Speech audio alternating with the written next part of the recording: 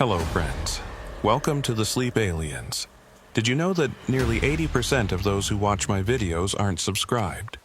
If you enjoy the content, I'd truly appreciate it if you hit that subscribe button. It helps a lot. Also, don't forget to leave a like and share your thoughts in the comments. By the way, where are you watching from? Let me know in the comments. I've been a California Highway Patrol officer for about 14 years. For most of that time, I worked the night shift on Interstate 15 and state roads cutting through the Mojave Desert between Barstow and the Nevada border. My name is Aiden Roswell, and let me say this before you ask. I've heard every joke about my last name hundreds of times.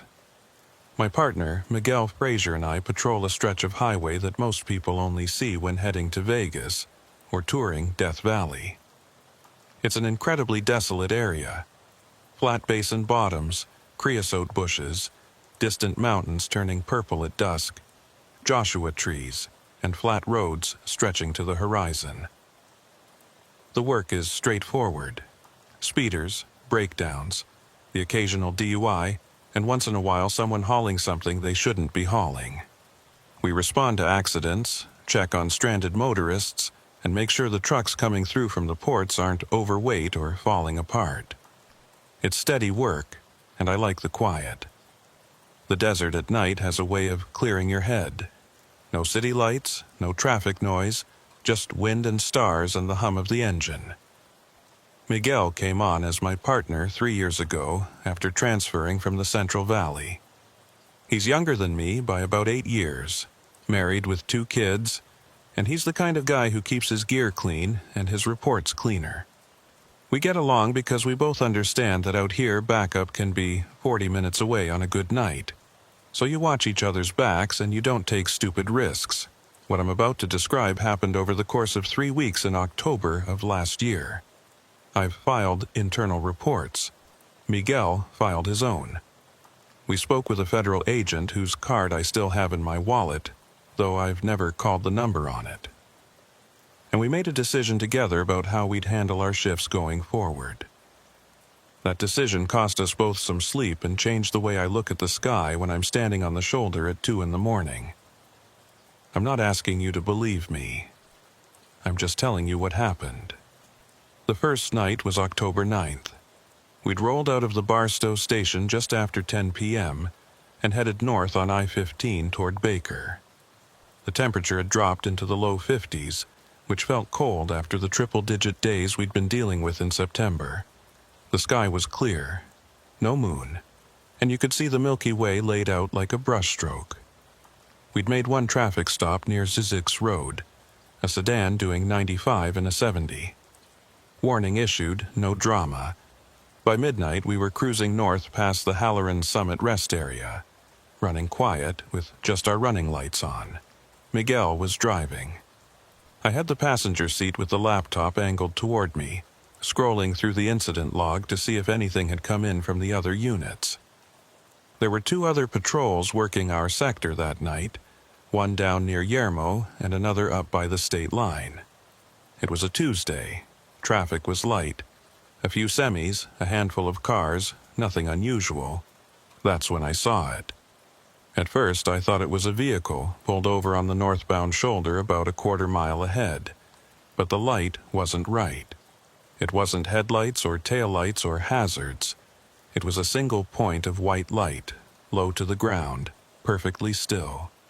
As we closed the distance, I expected it to resolve into something normal. A car with one working headlight, a reflector on a guardrail, a road crew sign. It didn't. Miguel slowed without me saying anything. He'd seen it too. "What is that?" he asked. "Don't know yet," I said. We came up on it at about 30 miles per hour. The light sat maybe 3 feet off the pavement, right on the white fog line at the edge of the shoulder. It was roughly the size of a basketball, perfectly round, and it gave off a steady white glow with no flicker. No heat shimmer around it. No shadow cast on the ground beneath it. It just hung there like someone had painted it onto the air. Miguel eased the patrol car to a stop about 50 feet short of it. We sat there with the engine idling, both of us staring. I've pulled over for plenty of strange things. Furniture in the road, a mattress, a ladder, even a refrigerator once. I've seen flares, glow sticks, and homemade road markers. This was none of that. "You want to approach?" Miguel asked. "Yeah," I said, "slow." He rolled forward. I kept my eyes on the light. It didn't move. It didn't pulse. It didn't react to us at all. When we got within 20 feet, I told him to stop again. I grabbed my mag light from the door pocket and stepped out. The desert night closed around me.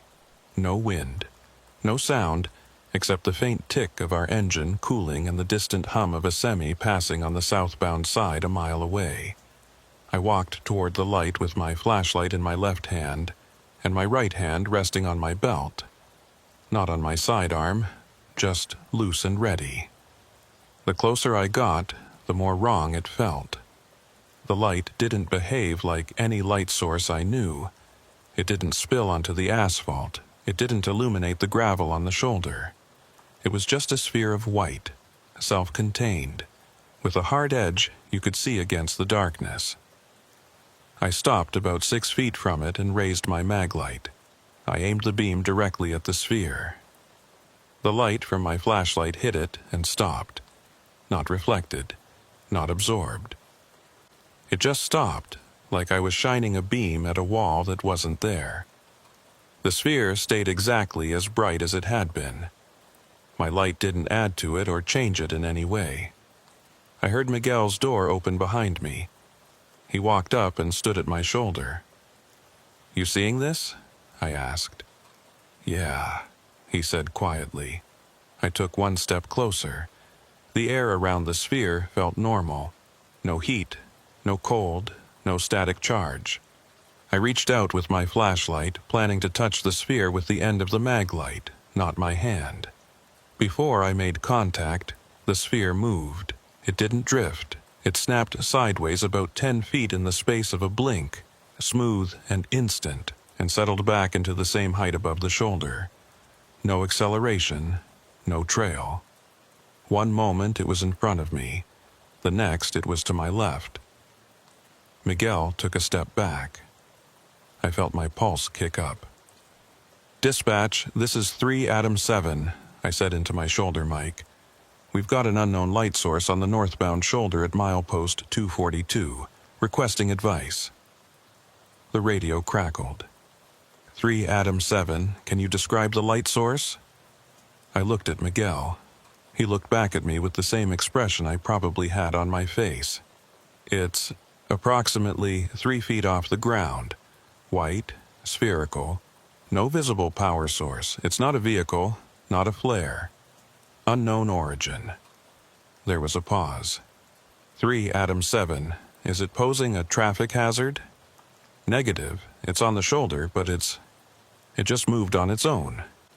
Another pause, longer this time. 3 Adam 7, can you set up cones and monitor until we can get a supervisor out there?" "Copy that," I said. Miguel went back to the car and pulled the cones from the trunk. We set up a short line to divert traffic away from the shoulder, though there was almost no traffic to divert. The whole time, the sphere just sat there, motionless again, glowing steady. We stood by the car and watched it. I checked my watch, 12:47 a.m. Miguel pulled out his phone and tried to take a picture. He held it up, framed the sphere in the shot, and tapped the screen. When he looked at the result, he showed it to me.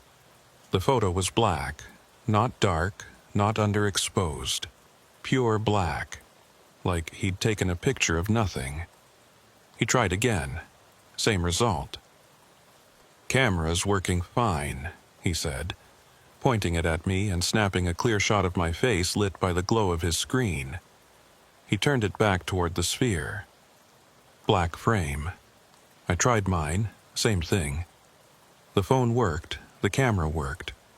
but every time we pointed it at the light, the image came back empty.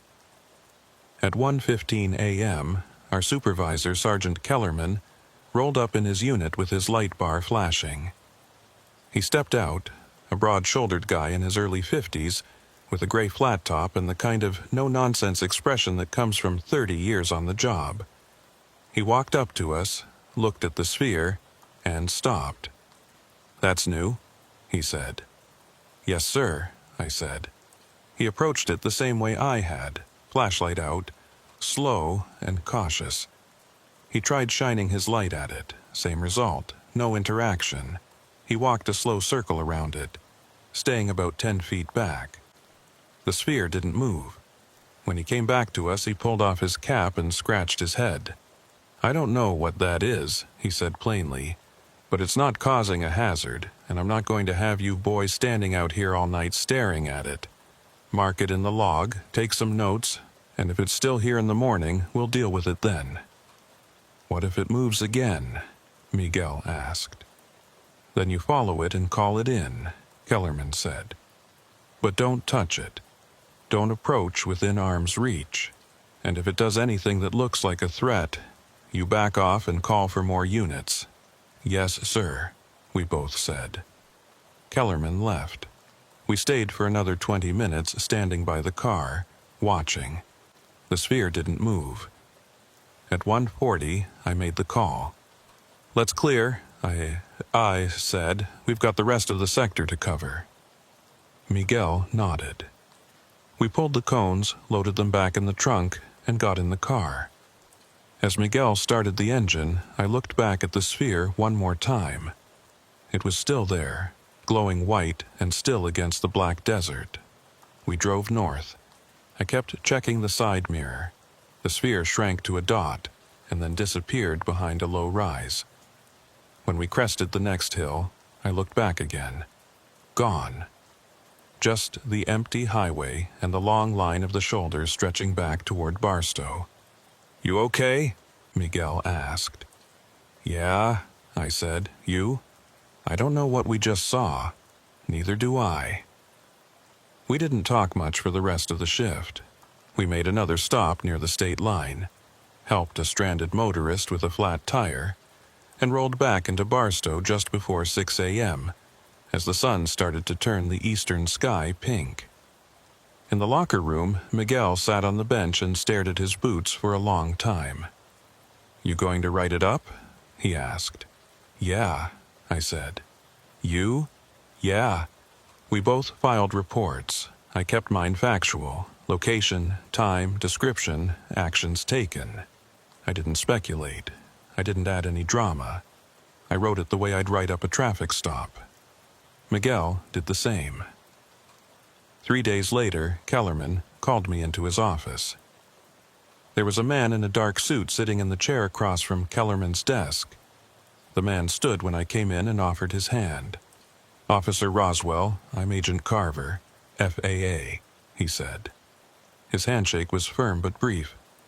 "I wanted to ask you a few questions about the incident on the 9th. I sat. Carver asked me to walk him through it again.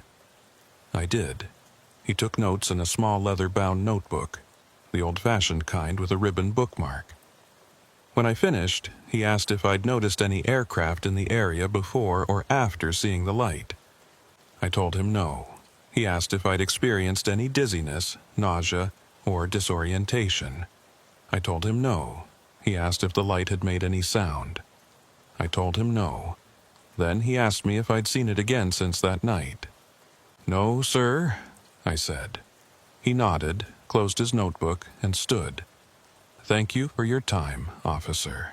If you see anything similar, please contact your supervisor immediately, and he'll forward it to us." "Can I ask what it was?" I said. Carver gave me a thin smile. "We're still looking into it." He left. Kellerman leaned back in his chair and sighed. "That's the third call I've gotten about lights on that stretch in the past year," he said. "None of them turn into anything. No follow-up, no explanation. Just guys in suits asking questions and then disappearing." "You think it's military?" I asked. I don't know, Kellerman said. And frankly, I don't care. What I care about is making sure my officers stay safe and do their jobs. So, if you see it again, you call it in, you keep your distance, and you let someone else figure out what it is. Understood? Yes, sir. I went back to work. Miguel and I didn't talk about it much after that. We'd bring it up once in a while on a quiet night, usually as a joke, but neither of us could laugh about it the way we wanted to. It sat in the back of my mind like a splinter I couldn't dig out. 2 weeks later, it happened again. October 23rd. Another clear night, colder this time, down into the low 40s. Miguel and I were running south on State Route 127, the long, empty road that connects I-15 to Death Valley Junction. It's a lonely stretch. 2 lanes, no center line for most of it. Just faded asphalt running through open desert with mountains in the distance and nothing in between but sand, rock, and the occasional creosote bush. We'd been dispatched to check on a possible stranded vehicle reported by a passing trucker near the junction with Highway 178. By the time we got there, the vehicle was gone. Probably got a jump or a tow from a friend. We were heading back north toward Baker when Miguel saw it. "Aiden," he said, his voice flat. I looked up from the laptop. Ahead of us, maybe half a mile out, a white light sat in the middle of the road. Not on the shoulder, in the road. Dead center, right on the faded yellow line. Miguel slowed the car. My stomach dropped. "Same one?" he asked. "I don't know," I said, "but it looks the same." We crept forward. The light didn't move. As we got closer, I could see it was identical to the one we'd seen on I-15. Same size, same height off the ground, same steady white glow with no flicker or pulse. Miguel brought us to a stop about 100 feet short of it. We sat there with the engine idling. The light just hung there, motionless. "What do you want to do?" Miguel asked. "Call it in," I said. "Then we approach." I keyed the radio. "Dispatch 3 Adam 7. We have another unknown light source, this time on State Route 127, approximately 3 miles south of the Baker Junction. Requesting supervisor response. Copy 3 Adam 7. Supervisor is 30 minutes out. Do you need immediate assistance? Negative. We're standing by." I looked at Miguel. "Let's go check it." We stepped out. The night was cold enough that I could see my breath. The desert stretched flat and empty in every direction. No other vehicles, no lights, no sound except the faint whistle of wind across the open ground. We walked toward the light together, flashlights out. When we got within 20 feet, I stopped. Miguel stopped beside me. The light looked exactly as I remembered. A perfect sphere, self-contained, glowing with no visible source. "You want to try the light trick?" Miguel asked. I raised my mag light and aimed it at the sphere. The beam hit it and stopped cold, just like before. No penetration, no reflection. I lowered the flashlight and took 1 step closer. The sphere moved. It slid backward, away from us, about 15 feet in an instant. Still centered on the road, still the same height. It didn't bob or drift. It relocated, clean and precise, like someone had picked it up and set it down again. Miguel and I looked at each other. "It's reacting to us," he said. "Yeah." I took another step forward. The sphere slid back again. Same distance, same smooth instant motion. "It's keeping range," Miguel said. I stopped walking. The sphere stopped moving. We stood there for a long moment. Then Miguel did something I didn't expect. He walked to the side of the road, off the asphalt and onto the gravel shoulder. The sphere didn't move. He walked parallel to it, trying to get an angle. The sphere rotated in place, keeping itself oriented toward us. "It's tracking us," Miguel said quietly. I felt the hairs rise on the back of my neck. This wasn't a drone. This wasn't a balloon. This was something responding to our position with intention. I keyed the radio again. Dispatch, 3 Adam 7. The light source is exhibiting movement. It's repositioning in response to our approach. Advise. There was a longer pause this time. 3 Adam 7, maintain safe distance and wait for supervisor. Copy. Miguel came back to the road. We walked backward slowly, keeping our eyes on the sphere. It didn't follow, it just sat there in the center of the lane, glowing. We got back to the patrol car and waited. I checked my watch. 2:17 a.m. The supervisor was still 20 minutes out. I pulled out my phone and tried to take a picture again. Same result. Black screen. This is insane, Miguel said. Yeah. What do you think it is? I have no idea.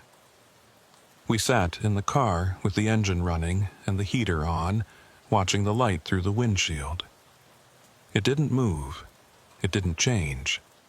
It just existed, bright and impossible in the middle of an empty road in the Mojave Desert. At 2:34, the supervisor arrived. Not Kellerman this time. It was Sergeant Ortiz, a compact woman with sharp eyes and 20 years on the highway. She pulled up alongside us, got out, and walked over to my window. I rolled it down. "Show me," she said. I pointed. She looked. Her expression didn't change, but I saw her jaw tighten. "Same as the one on I-15?" she asked. "Identical," I said. She walked toward it, flashlight in hand. Miguel and I got out and followed. When she got within range, the sphere slid backward, maintaining distance. Ortiz stopped and watched it. "Is it armed?" she asked. "Unknown," I said. "Has it shown any hostile behavior?" "No, ma'am. It just moves away when we approach." She keyed her radio. "Dispatch, this is Sergeant Ortiz. I'm on scene with 3 Adam 7, confirming unknown aerial phenomenon, responsive to approach, non-threatening at this time. I'm requesting CHP air support and federal notification." "Copy, Sergeant. Air support is not available tonight. Federal contact has been initiated." Ortiz lowered her radio and looked at us. "We're going to set up a perimeter and wait for daylight. If it's still here when the sun comes up, maybe we'll see what we're actually dealing with." We pulled both patrol cars back about 200 feet and set up cones across both lanes to block any oncoming traffic, though we didn't see a single vehicle the entire time we were there. The three of us stood by the cars, drinking coffee from thermoses and watching the light. At 3:10 a.m., something changed. The sphere started to pulse. Not quickly, not erratically, a slow, steady rhythm. Bright, dim, bright, dim. Each cycle took about 3 seconds. "You seeing this?" Ortiz asked. "Yeah," I said. The pulsing continued for maybe 30 seconds. Then it stopped, and the sphere rose. It climbed straight up, smooth and silent, accelerating steadily. In less than 5 seconds, it was a pinpoint in the sky. And then it was gone. We stood there staring at nothing. The road was empty. The desert was dark. The wind picked up, pushing sand across the asphalt. "Get back in your car," Ortiz said quietly. "We're clearing the scene." We pulled the cones, loaded up, and drove back to Baker in convoy. None of us said a word on the radio. When we reached the junction with I-15, Ortiz pulled over and we pulled up beside her. She got out. We got out. "I'm going to file a report," she said. "You two do the same. Stick to facts. Don't speculate. Don't talk about this with anyone outside the chain of command. If Federal wants to interview you, you cooperate fully. Understood?" "Yes, ma'am," we both said. She got back in her car and drove south. Miguel and I stood by our unit, watching her taillights fade. "You okay?" I asked. "No," Miguel said. I'm not. Me neither. We finished the shift in silence. When we got back to the station, Miguel went straight to his car without changing out of his uniform. I found him in the parking lot, sitting in the driver's seat with his hands on the wheel, staring at nothing. I knocked on his window. He rolled it down. "You want to talk?" I asked. "Not yet," he said. "I need to think." He drove off. I went home, showered, and tried to sleep. I couldn't. Every time I closed my eyes, I saw that sphere rising into the sky, smooth and impossible. The federal agent came back 2 days later. Same guy, Agent Carver. This time he interviewed Miguel and me separately. He asked the same questions he'd asked before, plus a few new ones. Had the light made any sound during the second encounter? No. Had we experienced any physical symptoms? No. Had we noticed any other unusual phenomena in the area? No. When he finished with me, he sat back in his chair and folded his hands. "Officer Roswell, I want to be straight with you," he said. "What you and Officer Fraser have witnessed falls into a category of events we take very seriously. I can't give you details about ongoing investigations, but I can tell you that you're not the first to report something like this in this area, and you probably won't be the last. My advice is simple. Continue doing your job. If you see it again, report it immediately. Do not approach closer than 50 feet. Do not attempt to interact with it, and do not discuss it publicly." "Is it dangerous?" I asked. "We don't know," Carver said. "But we'd rather you stay cautious." He stood and handed me a business card. "If anything else happens, call this number directly. Don't wait for dispatch to route it up the chain." I took the card. He left. Miguel and I compared notes that night over coffee at a diner in Barstow. We'd both gotten the same speech, the same card, the same non-answers. "You think it's ours?" Miguel asked. "Like military testing?" "I don't know," I said. "If it is, why are they sending federal agents to interview us? Maybe they're trying to see if we figured it out." "Maybe." We sat in silence for a while. The diner was almost empty. Just us, a trucker at the counter, and a waitress refilling ketchup bottles. "I don't want to see it again," Miguel said. "Yeah," I said, "me neither." But we did. November 4th, a Wednesday. Miguel and I were running our normal sector along I-15. The night was clear and cold, temperature in the mid-30s. We'd had a quiet shift. One speeding ticket, one welfare check on a pulled-over RV that turned out to be fine, just a driver taking a break. At 1:50 a.m., we were heading south past the Halloran summit when every light on the dashboard flickered. Not a quick blink. A slow dimming, like someone was turning down a rheostat. The headlights faded. The dash lights dropped to almost nothing. The radio spit static. The engine coughed once, stuttered, and died. Miguel guided us onto the shoulder with what momentum we had left. We rolled to a stop. The interior went dark except for the faint glow of the emergency dome light, which was running off the battery. "What the hell?" Miguel said. I tried the ignition. Nothing. Not even a click. The whole electrical system was dead. I keyed the radio. Static. I tried my handheld. Same thing. I pulled out my phone. No signal. Not low signal. No signal at all, even though we were only a few miles from Baker, and I'd had full bars 2 minutes ago. Miguel tried his phone. Same thing. "This is bad," he said. I looked out the windshield. The highway stretched dark and empty in both directions. No other vehicles in sight. No lights on the horizon. Just the long black line of the road and the stars overhead. And then I saw it. A white glow rising over the ridgeline to the west. Not a light source. A glow like dawn coming from the wrong direction. It spread across the horizon, brightening, washing out the stars. "Miguel," I said quietly. He looked up. Oh no. The glow intensified. And then, cresting the ridge, 3 spheres appeared. Not the size we'd seen before, these were huge.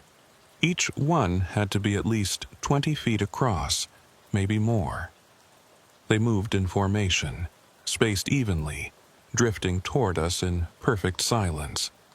They glowed the same steady white, but brighter, bright enough to throw shadows across the desert floor. "Get out," I said. We bailed from the car and moved to the front bumper, putting the vehicle between us and the approaching lights. My heart hammered in my chest. My hands shook. I could feel Miguel beside me, breathing fast and shallow. The 3 spheres stopped about 200 feet from us, hovering maybe 30 feet off the ground. They hung there, motionless, arranged in a perfect triangle. The glow they gave off was so intense I had to squint. It didn't hurt to look at, but it was overwhelming, like staring at 3 small suns. I don't know how long we stood there. Seconds, maybe a minute. Time felt slippery. Then the middle sphere descended. It came down slowly, perfectly level, until it was about 10 feet off the highway surface, directly in front of our car. The other 2 stayed where they were. I could feel a vibration now, not a sound, not exactly. A low-frequency hum that I felt in my chest and teeth, like standing too close to a massive subwoofer. The sphere in front of us began to change. The surface rippled. Patterns moved across it, geometric shapes that shifted and interlocked in ways that didn't make sense to my eyes. It was like watching liquid metal flow, except the metal was light itself. I felt dizzy looking at it. I forced myself to look away. "Aiden, what do we do?" Miguel's voice was tight. "We stay calm," I said, though I didn't feel calm at all. "We don't run. We don't approach. We just wait." The vibration grew stronger. I could feel it in my bones now. My vision started to blur at the edges. I tasted copper in my mouth. And then, as suddenly as it had started, it stopped. The vibration cut out. The sphere in front of us stopped shifting. For a moment, everything was perfectly still. Then all 3 spheres shot straight up. They didn't accelerate gradually. They snapped upward, like they'd been yanked by invisible cables, covering what must have been 1,000 feet in less than a second. They paused high in the sky, 3 bright points in a triangle, and then they shot west, toward the ridge, and disappeared over it. The night went dark again. The stars came back. The desert was silent. I leaned against the hood of the patrol car and tried to catch my breath. Miguel was bent over with his hands on his knees, breathing hard. "You okay?" I asked. "No," he said. "Definitely not." I tried the radio again. Still dead. I tried the ignition. Nothing. We waited. At 2:40 a.m., another patrol car came over the hill from the north, headlights bright. It slowed and pulled up behind us. Sergeant Kellerman got out. "You boys all right?" he called. "We're fine," I said. "But the car's dead. Everything's dead." Kellerman walked up and looked at our unit. He tried the ignition himself. Nothing. He popped the hood and checked the battery terminals. Everything looked normal. "What happened?" he asked. I looked at Miguel. He looked back at me. We both knew what we'd seen. We also knew how it would sound. "We saw 3 large spheres," I said. "Same type as before, but much bigger. They hovered over us for about a minute, then left. Right after that, the car died." Kellerman's expression didn't change. He just nodded. "I'm calling a tow. You 2 ride back with me." The tow truck arrived 40 minutes later. They hooked up our unit and hauled it back to the station. Kellerman drove us in. Nobody said much. At the station, the mechanics looked at our car. They checked the battery, the alternator, the fuses, the computer. Everything tested fine. They jumped the battery, and the car started right up like nothing had ever been wrong. The head mechanic came to find me in the break room. "I don't know what to tell you, Roswell. There's nothing wrong with this car. Electrically, mechanically, everything's in spec." "It was completely dead out there," I said. "I believe you, but I can't find a reason for it." I thanked him and went to file my report. Miguel was already at a computer, typing. We finished around the same time and submitted them through the system. Agent Carver showed up 6 hours later. This time the interview was longer. He went through every detail. What time did we first notice the electrical failure? Exactly where were we parked? How long did the spheres hover? Did they make any sound? Did we experience any physical effects? Did we see any other vehicles in the area? I answered everything honestly. When I finished, Carver sat back and tapped his pen on his notebook. "Officer Roswell, I'm going to be frank with you.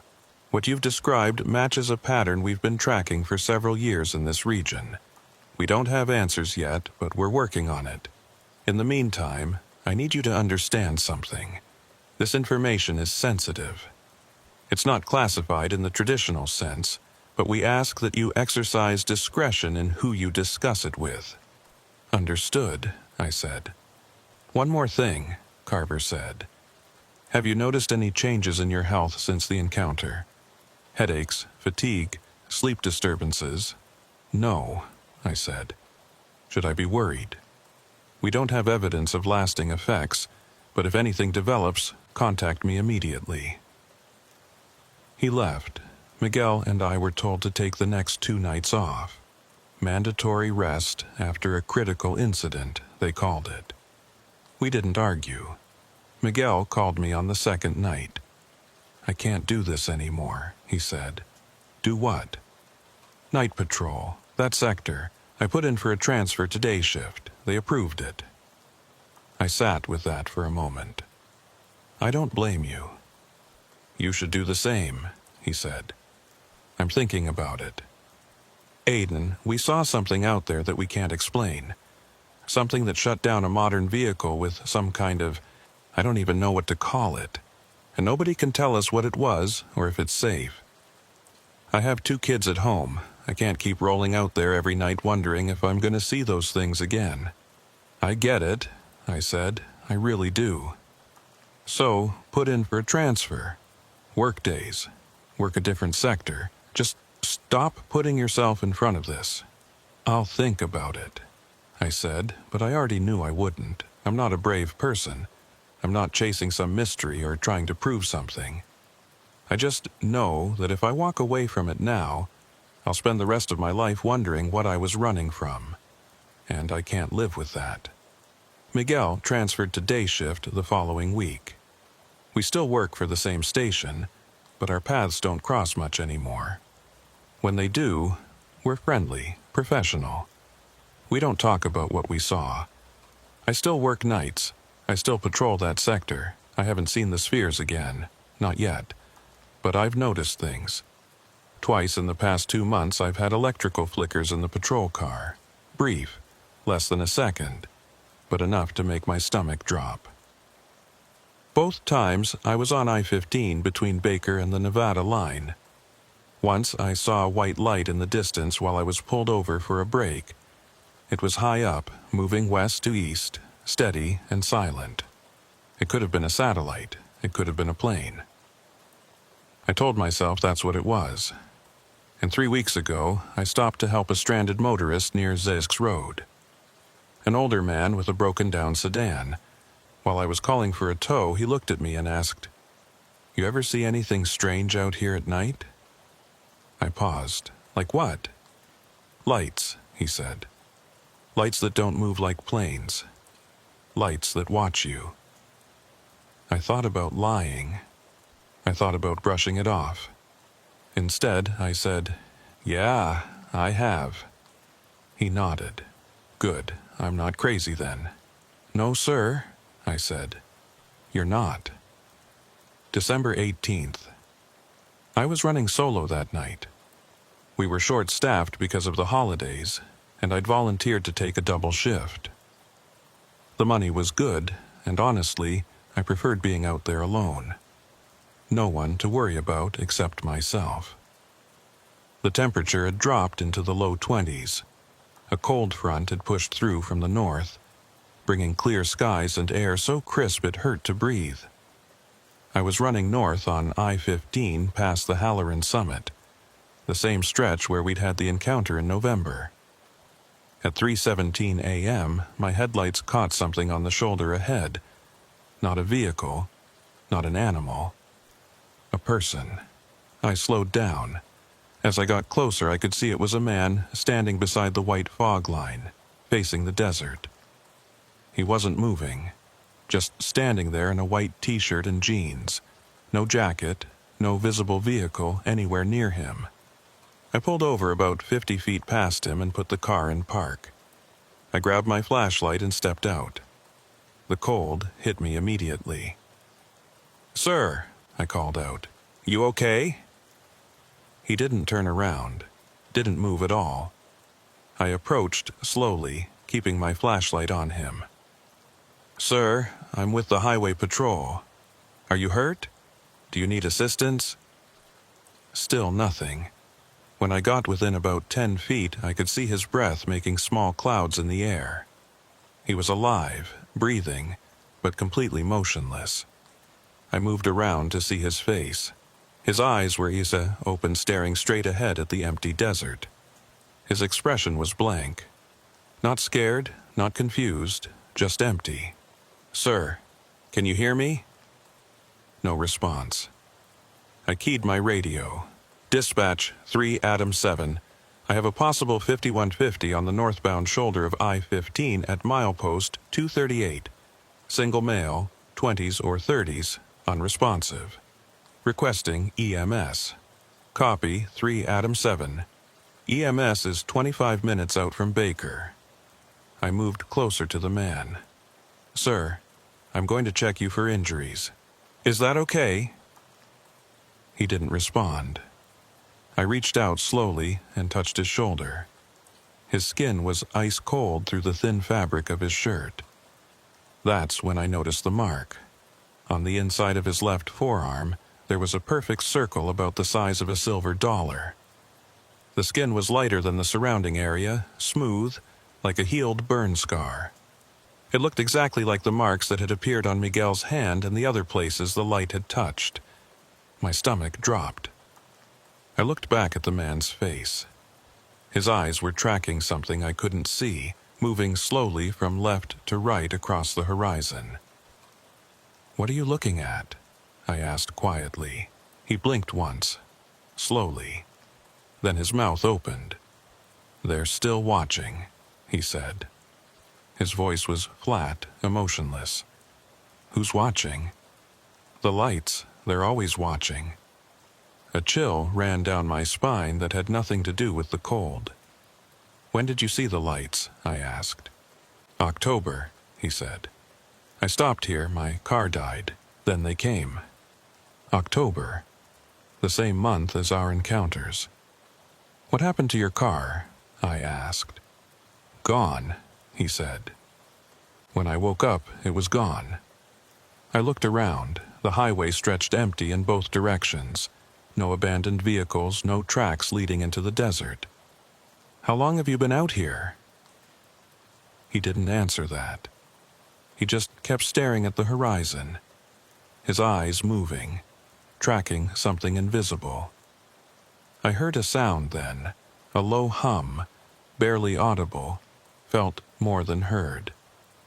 The same frequency I'd felt during our November encounter. My chest tightened. I looked up at the sky. It was clear, stars bright, nothing unusual, but the hum was growing. The man turned his head toward me for the first time. His eyes focused on mine, and for a moment I saw something in them. Fear. Deep, primal fear. "You should go," he said. "I'm not leaving you out here. You should go." he repeated, more insistent. "Before they come back." The hum grew louder. I could feel it vibrating through my boots now, coming up from the ground. I grabbed the man's arm. "Come on, get in the car." He didn't resist, but he didn't help either. He was dead weight, and I had to half-drag him to the patrol car. I got the back door open and guided him in. He sat down mechanically, staring straight ahead through the divider. I ran to the driver's side and got in. My hands were shaking as I reached for the ignition. The engine started. The lights stayed on. Everything seemed normal, but the hum was still there. I put the car in drive and accelerated, pulling back onto the highway. In the rearview mirror, I saw it. A single sphere, small, like the first one we'd encountered, rising slowly from the desert floor exactly where the man had been standing. It climbed to about 20 feet, stopped, and just hovered there, watching us leave. I didn't slow down. I kept my foot on the gas and my eyes on the road ahead. The hum faded after about half a mile, dropping away like I'd driven out of range of a radio station. I glanced at the man in the back seat. He was still staring straight ahead, but I saw a single tear running down his cheek. "You're okay now," I said. "You're safe." "No one's safe," he whispered. EMS met me at the Baker exit. They checked the man's vitals and found him hypothermic but stable. They wrapped him in blankets and took him to the hospital in Barstow. I followed in my patrol car and stayed while they examined him. The doctor found 3 more circular marks. One on his ankle, one behind his right ear, and one on his lower back.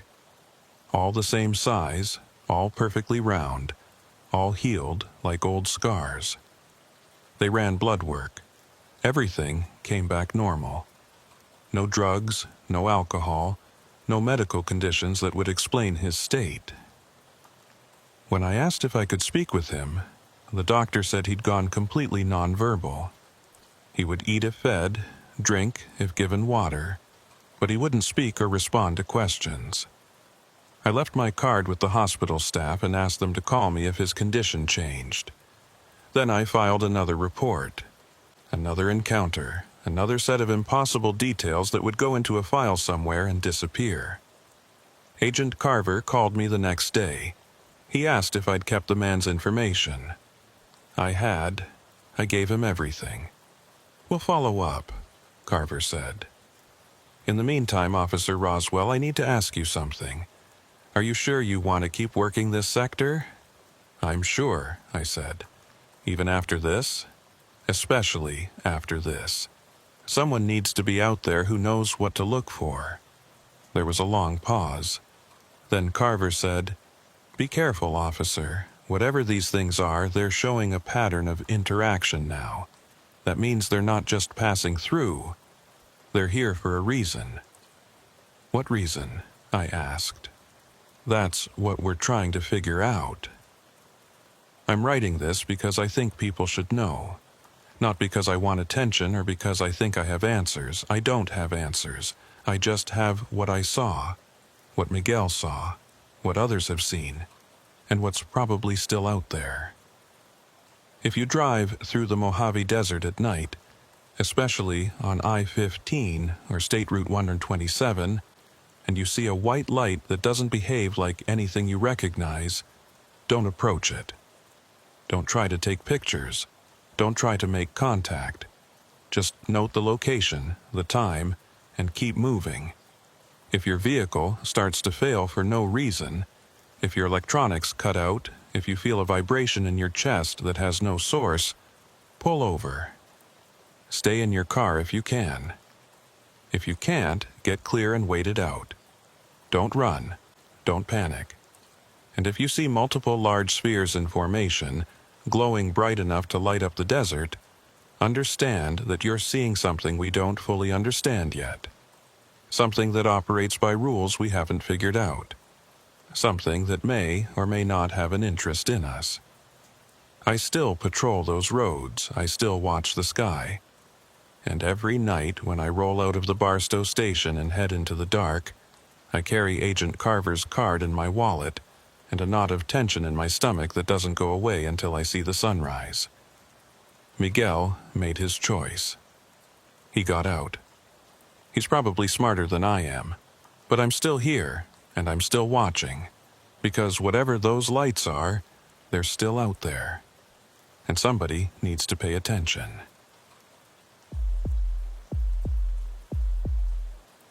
I teach 4th grade in Riverside, California.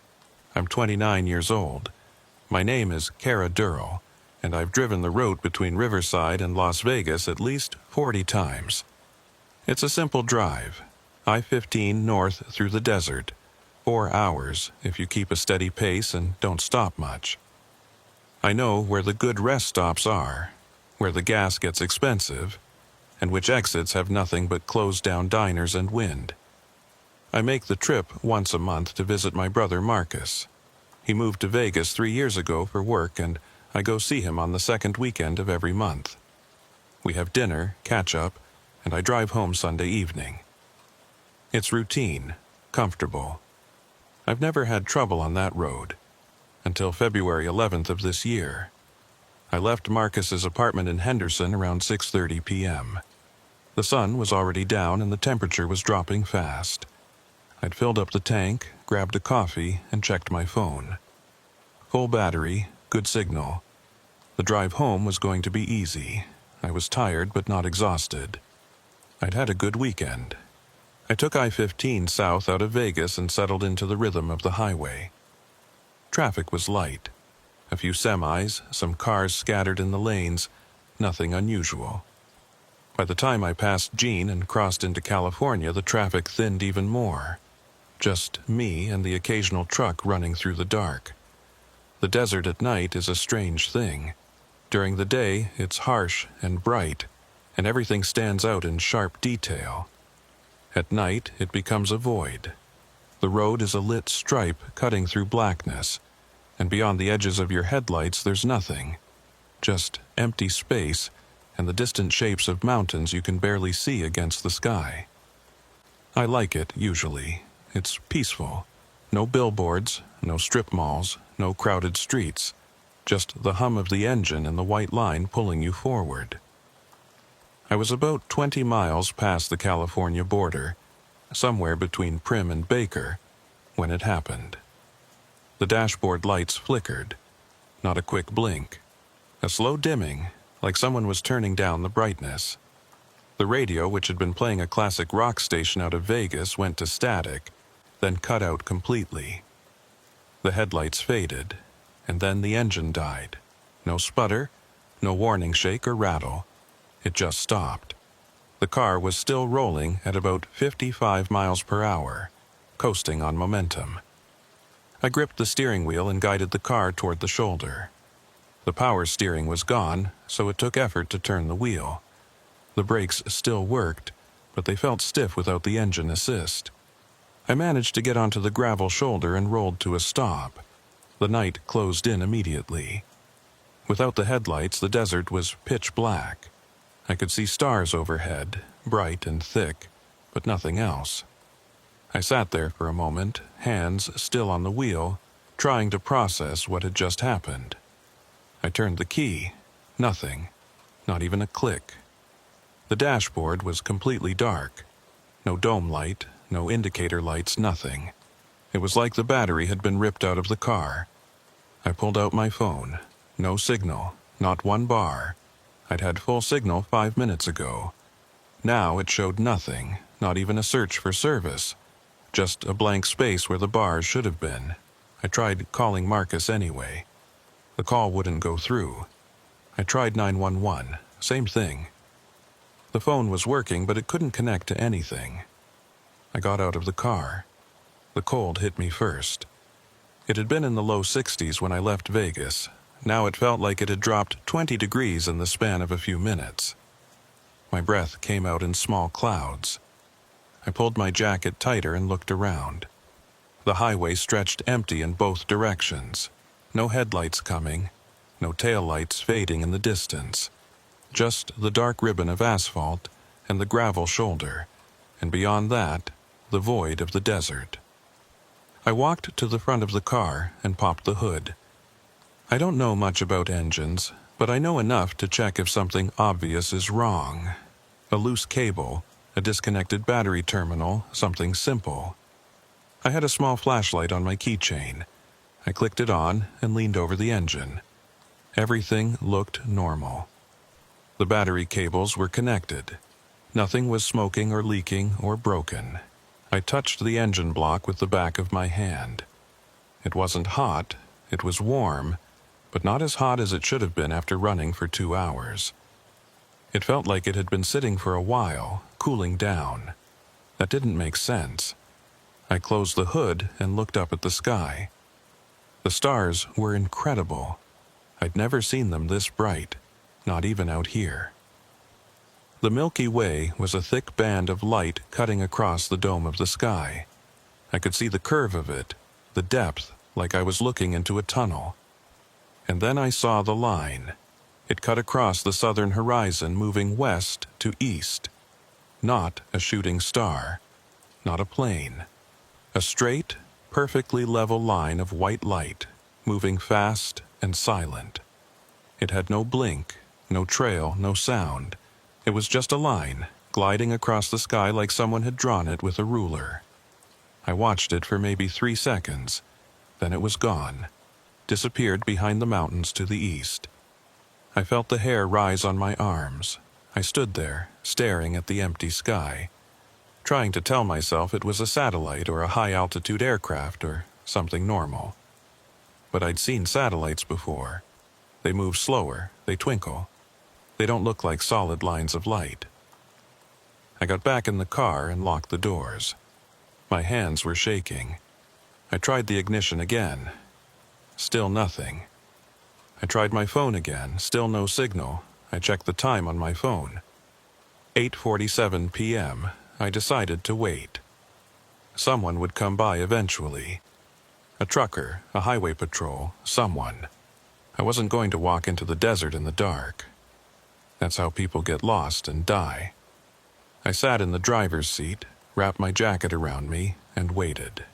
At some point I must have dozed off, because the next thing I knew, I was jerking awake to the sound of knocking on my window. I looked up, disoriented. There was a flashlight beam in my face. I squinted and saw the shape of a man standing outside the driver's side door. "Ma'am, you okay?" The voice was male, calm. Professional, I fumbled for the lock and cracked the window about an inch. "I'm fine. My car died." "I'm Jace Holloway. I do roadside assistance out of Barstow. Got a call about a stranded vehicle out here." "I didn't call anyone," I said. "I don't have signal. Someone must have seen you and called it in. You been here long?" I looked at my phone. The screen lit up, showing 11:34 p.m. My stomach dropped. I'd been sitting in the car for almost 3 hours. I don't know," I said. I thought it was only a few minutes. Jace stepped back and let me open the door. He was a tall man, maybe mid-40s, with a thick beard and a work jacket that said Holloway's Towing on the back. His tow truck was parked behind my car with its amber lights flashing. "You feeling okay?" he asked. "You look pale." "I'm fine," I said, though I wasn't sure that was true. "My car just died. Everything shut off at once. Engine, lights, radio, everything. Let me take a look." He walked to the front of the car and I popped the hood again. He spent a few minutes checking things with a work light, poking at cables, testing connections. When he came back, he had a strange expression on his face. "This is going to sound weird," he said, "but your engine is cold." "What do you mean?" "I mean it's cold. Like it's been sitting here for hours without running. But you said it died while you were driving, right?" "Yeah, I was doing about 55 when it just cut out." He scratched his beard. "That doesn't make sense.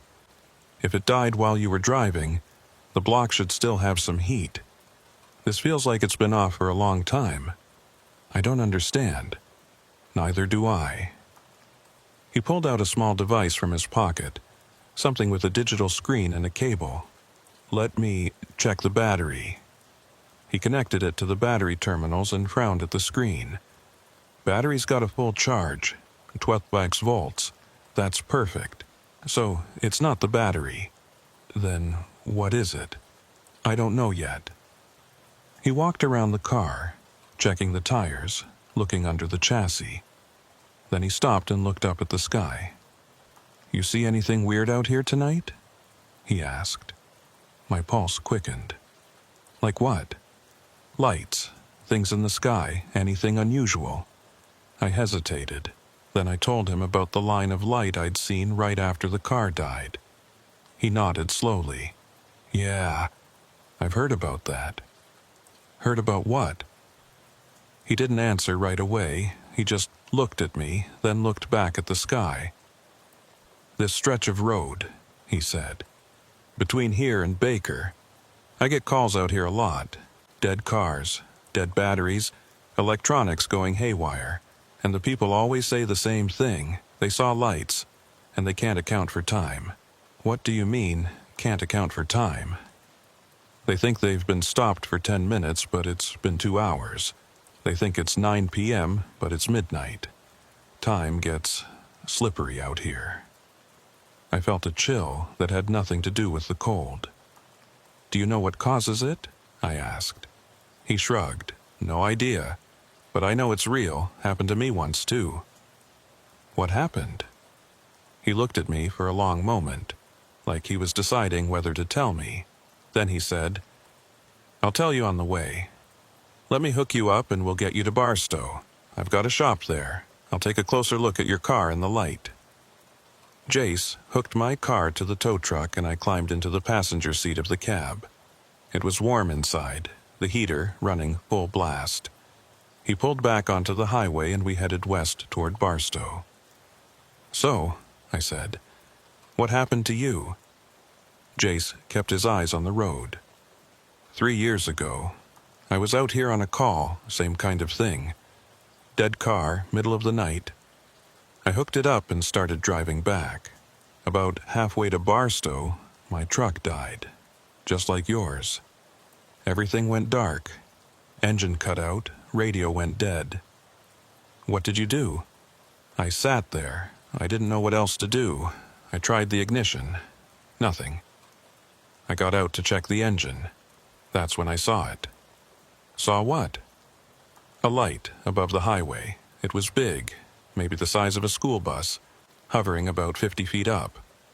Didn't make a sound, just sat there, glowing this soft white color. I stood there staring at it for, I don't know how long. Could have been a minute, could have been an hour. Next thing I knew, I was back in the truck and the engine was running again.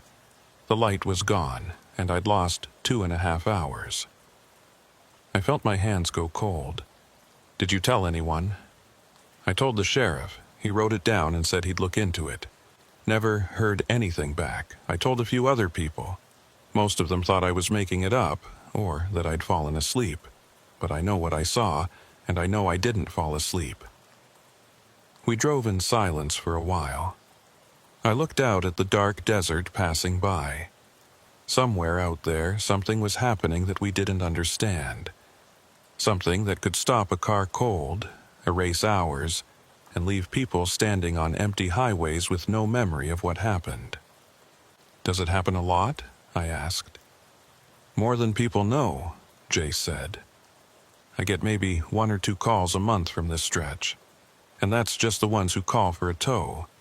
How many others just get their car started again and drive off? How many don't report it? Why doesn't anyone do anything about it?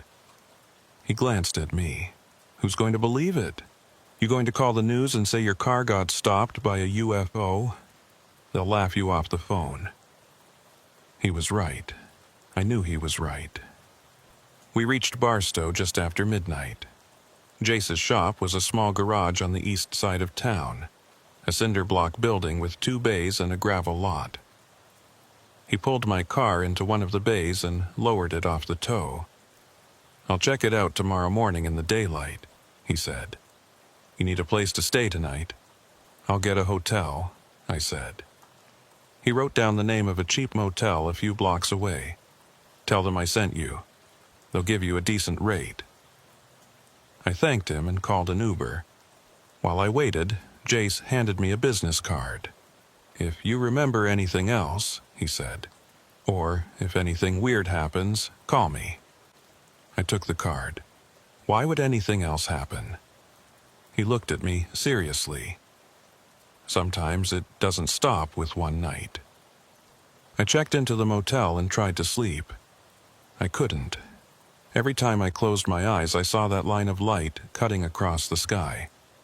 I saw the clock on my phone jumping from 8:47 to 11:34 with no memory in between. I got up around 3 a.m. and sat by the window, looking out at the empty parking lot. Barstow at night is a quiet place. A few trucks on the distant highway, a gas station sign glowing in the dark, and not much else. I pulled out my phone and Googled UFO sightings Mojave Desert. The results were overwhelming. Pages and pages of reports, lights over I-15. Strange craft near Baker, missing time on Highway 127, engines dying near Zags Road. It went back decades, hundreds of reports, most of them dismissed or explained away as weather balloons, drones, military aircraft. But the details were too similar, too consistent. People describing the same things I'd experienced. The sudden electrical failure, the lost time, the cold engine that should have been hot, the lights in the sky that moved in ways that didn't make sense. I read until the sun started to rise. Then I showered, got dressed, and walked to Jace's garage. He was already there, leaning over the open hood of my car with a diagnostics computer plugged into the dashboard port. He looked up when I walked in. "Morning," he said. "Morning. Did you find anything?" He straightened up and wiped his hands on a rag. "That's the strange part. I can't find anything wrong." "What do you mean?" "I mean, the car is fine. Batteries charged, alternators working, starters good, fuel pumps good. All the fuses are intact. The computer's not showing any error codes. There's no mechanical reason this car should have stopped. But it did stop. I know. I'm not saying you're lying. I'm saying I can't find a cause." He closed the hood and gestured to the driver's seat. "Try starting it." I got in and turned the key. The engine fired up immediately, smooth and strong. All the dashboard lights came on. The radio started playing. Everything worked perfectly. I stared at the dashboard in disbelief. Jace leaned in through the window. "See, it's like nothing ever happened." "But it did happen," I said. "I believe you, I just can't explain it." I turned off the engine and got out. "What do I owe you?" "Nothing. I didn't fix anything." "You towed me. You checked the car." He waved me off. "Don't worry about it. Just be careful on the drive home. If anything feels wrong, pull over and call me." I thanked him and got back in the car. The drive back to Riverside should have taken about 2.5 hours.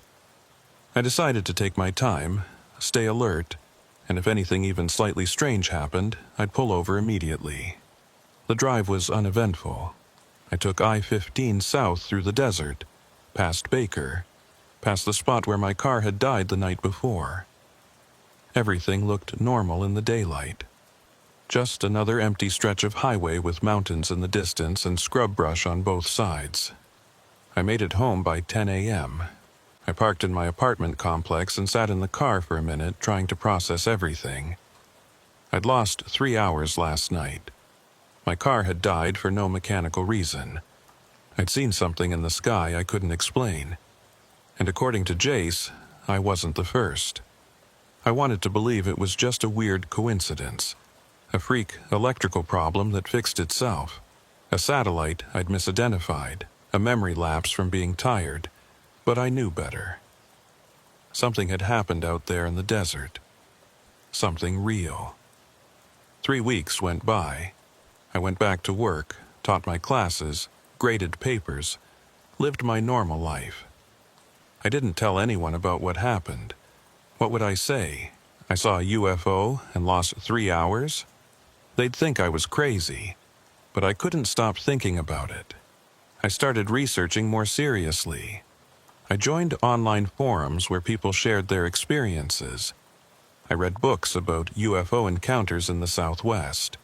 I learned about the patterns, the common elements, the electrical failures, the missing time, the sense of being watched. And I learned about the marks. Several people reported waking up after an encounter with strange marks on their skin. Small circles, perfectly round, like burn scars but without the pain or scarring process. They appeared overnight and never faded. I checked myself carefully. Arms, legs, torso, neck. Nothing, no marks. I felt relieved. On March 9th, exactly 4 weeks after the incident, I was getting ready for bed when I noticed it. A small circle on the inside of my left wrist, about the size of a dime. The skin was slightly lighter than the surrounding area, smooth, almost shiny. It looked like a scar that had been there for years, but I'd never seen it before. I ran my finger over it. No pain, no texture difference, just a visual mark. My hands started shaking. I grabbed my phone and took a picture of it. Then I sent a text to Jace. It was almost midnight, but I didn't care. I found a mark on my wrist, circular. Looks old, but it's new. He replied 3 minutes later. Same thing happened to me after my encounter. 3 weeks later, I found one on my shoulder, still have it. What does it mean? I typed. I don't know, but you're not alone. I sat on the edge of my bed, staring at the mark. I thought about calling my doctor, but what would I say? I have a mysterious mark that appeared after I maybe got abducted by aliens. They'd refer me to a psychiatrist. I decided to wait, watch it, see if it changed. It didn't. Over the next few days, it stayed exactly the same. A small, perfect circle on my wrist, a reminder of something I couldn't explain. The second weekend of March, I was supposed to visit Marcus again. I called him on Thursday and told him I wasn't feeling well, that I'd come next month instead. He was disappointed but understanding. The truth was, I didn't want to drive that highway again. Not yet. Maybe not ever. But on Saturday night, around 10 p.m., my phone rang. It was Marcus. "Kara, I need your help," he said. His voice was tight, stressed. "What's wrong?" "It's Sarah. She's in the hospital in Riverside. She had an accident. I'm driving down right now, but I'm still 3 hours away. Can you go sit with her until I get there?" Sarah was Marcus's girlfriend. I'd met her a few times. She was sweet, kind, and Marcus loved her. "Of course," I said. "What happened?" "Car accident on the 91. She's okay, but she's alone and scared. They're keeping her overnight for observation. I'm on my way." I grabbed my keys and drove to Riverside Regional Hospital. I found Sarah in a room on the 3rd floor. She had a bandage on her forehead and a bruised cheek, but she was awake and alert. "Kara," she said when she saw me. "Thank you for coming." "Of course. Marcus is on his way. How are you feeling?" "Sore, shaken up, but okay." I sat with her, held her hand, and waited. Marcus arrived around 1:30 a.m. He hugged me, thanked me, and I left them alone. I walked to my car in the hospital parking garage. It was quiet, almost empty. My footsteps echoed on the concrete. I unlocked my car and was about to get in when I felt it. A vibration, low and deep, felt more than heard. It came up through the ground, into my legs, into my chest. I stopped and looked around. The parking garage was empty. No cars running, no people, no source for the vibration. It grew stronger. I could feel it in my teeth now, in my bones. I looked up at the ceiling of the garage, at the concrete slabs and support beams, nothing unusual. Then I looked past the edge of the garage, out at the night sky beyond. A light was descending. Not a helicopter, not a plane. A smooth, silent sphere of white light, dropping slowly from the sky toward the parking garage. I got in my car and locked the doors. My hands were shaking so badly I could barely get the key in the ignition. The engine started. I threw it in reverse and backed out of the space. The light was closer now, maybe 200 feet up, still descending. I shifted into drive and hit the gas. The tires squealed as I raced down the ramp toward the exit. The vibration was so strong now I could barely hold the steering wheel steady. I burst out of the garage onto the street and kept driving. I didn't look back. I didn't stop. I drove straight home, parked in the underground garage of my apartment complex, and ran to my unit. I locked the door, closed all the blinds, and sat on the floor with my back against the wall. The vibration was gone. The night was silent, but I knew it had found me. Whatever was out there in the desert, it hadn't stayed in the desert. It had followed me home. I didn't sleep that night. I sat in my living room with all the lights on, watching the windows, waiting for something to appear.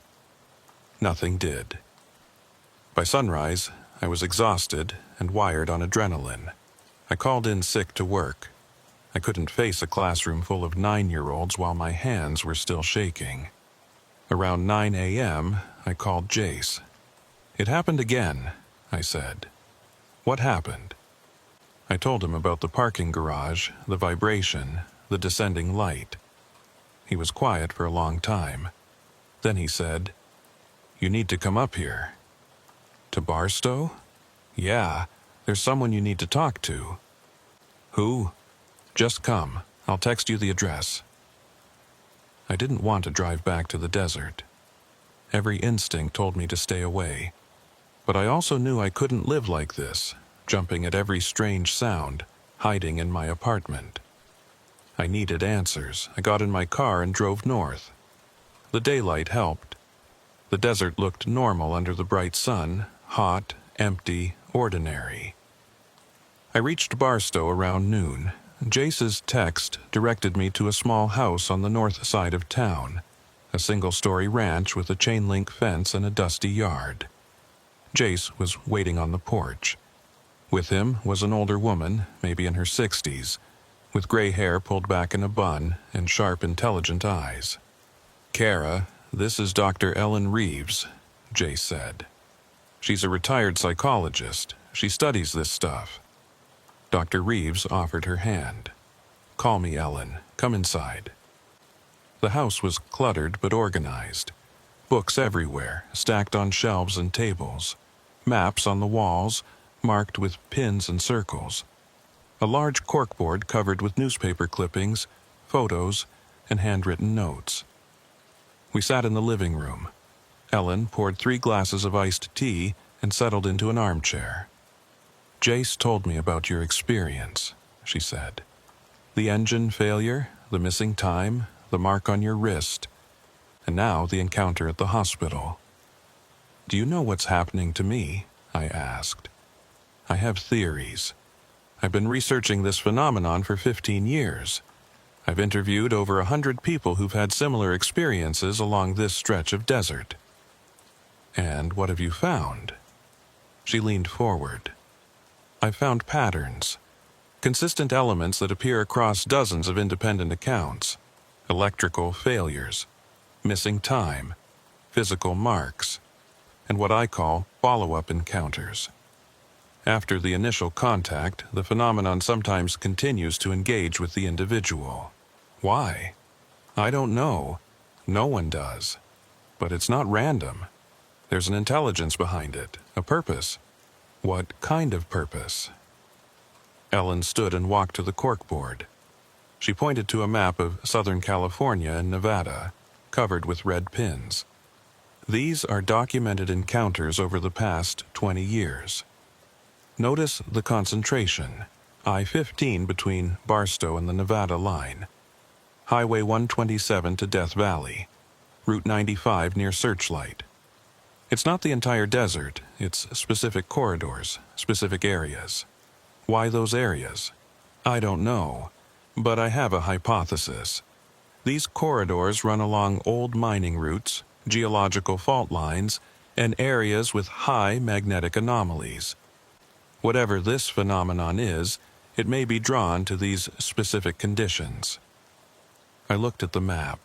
My incident was right in the middle of the highest concentration zone. "What about the marks?" I asked, showing her my wrist. She examined it carefully, then nodded. "I've seen dozens of these. They appear anywhere from 3 days to 4 weeks after an encounter. Always circular, always the same size, always in places that would normally be covered by clothing." "What are they?" "I don't know. Tissue samples show normal skin, no scarring, no foreign material. They're just there." Ellen walked to her desk and pulled out a photo album. She opened it to reveal pages of photographs, close-ups of marks on wrists, ankles, shoulders, behind ears, all perfectly circular, all identical in size to mine. "This is Margaret Allen," she said, pointing to one photo. "Retired nurse from Victorville. Had an encounter in 2018. Found 3 marks a week later. This is Tom Bradshaw, long-haul trucker. 2 marks, both on his lower back. This is Amy Rodriguez, college student, 1 mark on her ankle." She turned the pages slowly. Dozens of people, dozens of marks. "Do they ever go away?" I asked. "No. Once they appear, they're permanent. I've been tracking some of these people for over a decade. The marks never fade, never change." "Have you tried removing one, surgically?" Ellen nodded. One subject agreed to have his removed. A dermatologist excised the entire area and sent it for pathology. The tissue was completely normal, but here's the strange part. 3 days after the surgery, as the incision was healing, the mark reappeared. Not on the scar tissue. Next to it, same size, same appearance. I felt my skin crawl. "That's impossible." That's what the dermatologist said. He documented it with photographs and tried to explain it as a pigmentation anomaly. But he couldn't. The mark simply reformed. She closed the album and looked at me seriously. "Kara, I need to tell you something else. Something I don't share with everyone." "What?" She hesitated, choosing her words carefully. "A small percentage of people who've had these encounters report developing what I call heightened awareness. They start noticing things other people don't. Patterns, connections. Some report feeling when another encounter's about to happen, like a warning system." "Has that happened to you?" "Yes. After my own encounter in 2008, I started noticing things. I'd know when someone was about to report an incident, sometimes days before they called. I'd feel a pressure in my chest when I drove through certain areas of the desert. I learned to trust it." "Are you saying these encounters change us? Physically?" "I'm saying they leave more than marks on our skin. They leave something we can't see, something we can't measure. But it's there." Jace, who had been quiet, spoke up. "I feel it too. That pressure. Like the air gets thicker before something happens." I thought about the vibration I'd felt in the parking garage. The way I'd known something was wrong before I saw the light. "What does it mean?" I asked. Ellen sat back down. "I don't know, but I think these encounters aren't random observations. I think they're selections. We're being chosen for something, marked for something. For what? I wish I knew." We talked for another hour. Ellen showed me her research notes, her correspondence with other researchers. her collection of news clippings about unexplained phenomena in the desert. Then she asked me something unexpected. Would you be willing to meet another witness? Someone who had an encounter similar to yours. Who? His name is David Marsh. He's a geology professor at Cal State Barstow. Had an encounter 6 months ago on Highway 127. He's been struggling with it. I think talking to someone else who's been through it might help him. And it might help you too. I agreed. Ellen made a call. 20 minutes later, there was a knock on her door. David Marsh was a man in his early 50s, with graying hair and tired eyes. He shook my hand with a grip that was firm but trembling slightly. We sat in Ellen's living room. David looked at me for a long moment, then said, "She told me you saw the light, that your car died." "Yes." "Did you lose time?" 3 hours. He nodded slowly. "I lost 5. I was driving back from a field study near Death Valley. My truck just stopped. Everything went dark. Next thing I knew, I was sitting on the side of the road and it was dawn. I'd lost the entire night." "Did you find marks?" He pulled up his sleeve and showed me his forearm. 2 circular marks, side by side, like a figure 8. "They appeared 2 weeks later," he said. "I went to 3 different doctors. No one could explain them." "What did you tell people?" "Nothing. I didn't tell anyone. Not my colleagues, not my wife. I thought I was losing my mind. Then Ellen found me." "How?" "I made a post on an astronomy forum, asking if anyone had seen strange lights over Death Valley. Ellen saw it and reached out. She told me I wasn't alone. That helped more than anything." He looked down at his hands. "But I still don't know what to do with this. I'm a scientist.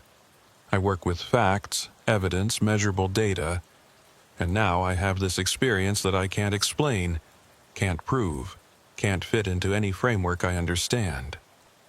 I knew exactly how he felt. "Do you still go out there?" I asked. "To the desert?" "I have to. It's my work. But I only go during the day now, and I never go alone." "Have you seen it again?" "Twice. Both times at a distance. Just lights in the sky. Watching." We talked for over an hour, comparing experiences, finding the common threads. The electrical failure, the missing time, the marks, the sense of being watched, the way normal life suddenly felt fragile and strange. Before he left, David gave me his email. "If you ever need to talk to someone who understands, reach out. Ellen's research is important, but sometimes you just need to talk to someone who's been there."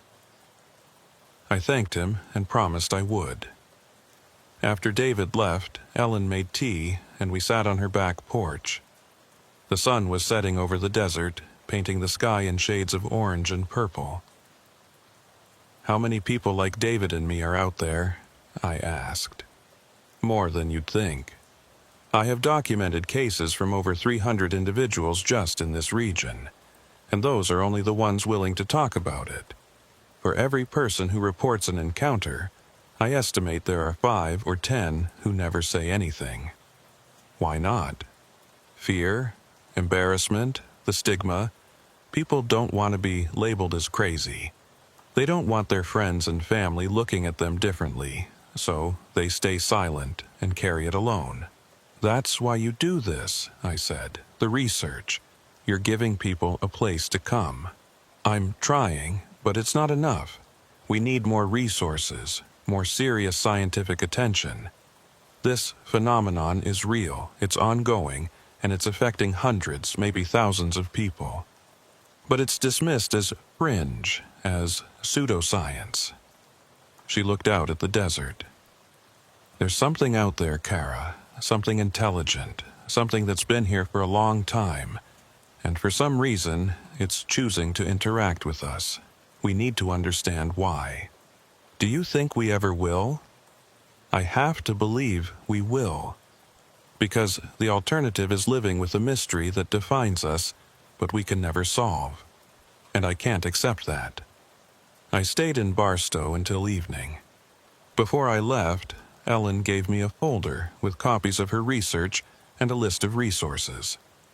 Support groups, online forums, researchers who were doing legitimate work on the phenomenon. Stay connected, she said. Don't isolate yourself. That's when the fear wins.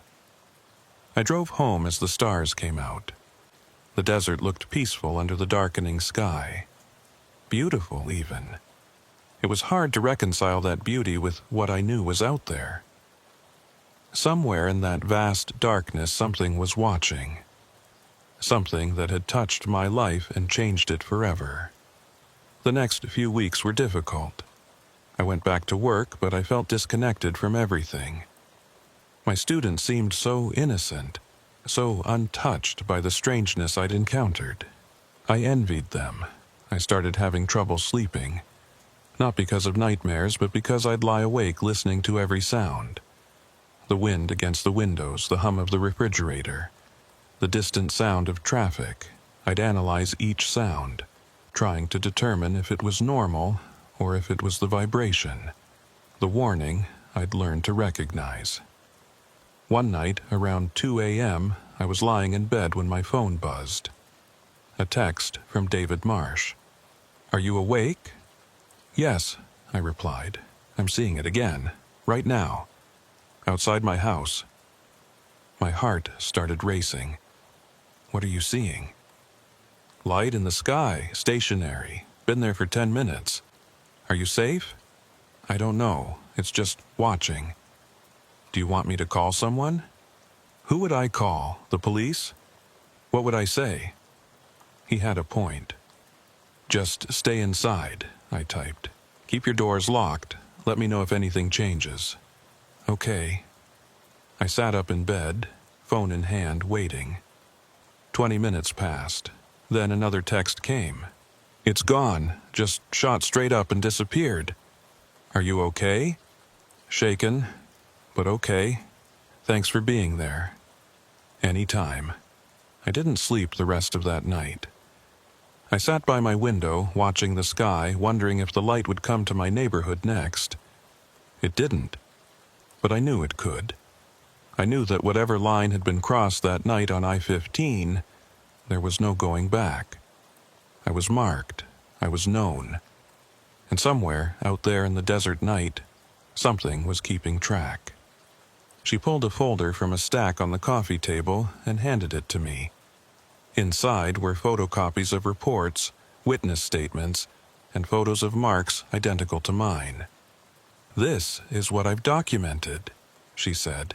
"Read it, study it. You'll see you're not alone." I flipped through the pages. Story after story, all eerily similar to mine. People who'd lost time, found marks, experienced follow-up encounters. "What happens next?" I asked. For most people, nothing.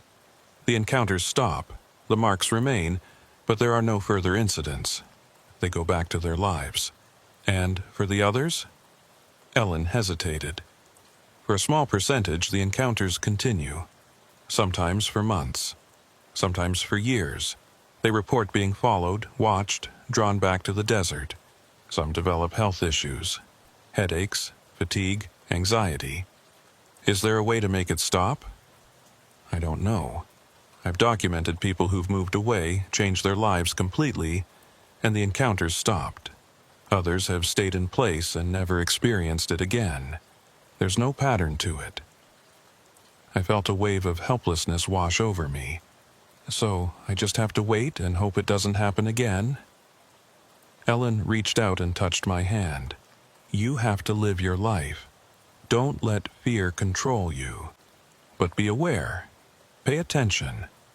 If something feels wrong, trust your instincts." I stayed in Barstow for another hour, talking with Ellen and Jace. They shared more stories, more details, more theories. By the time I left, my head was spinning with information. The drive back to Riverside was quiet.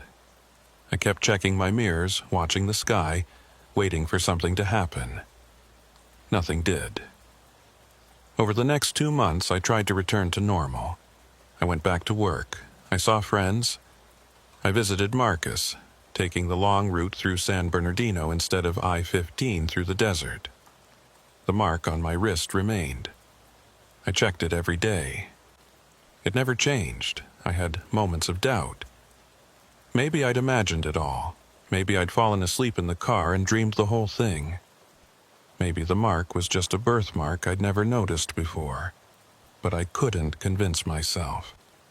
I knew what I'd seen. I knew what I'd felt.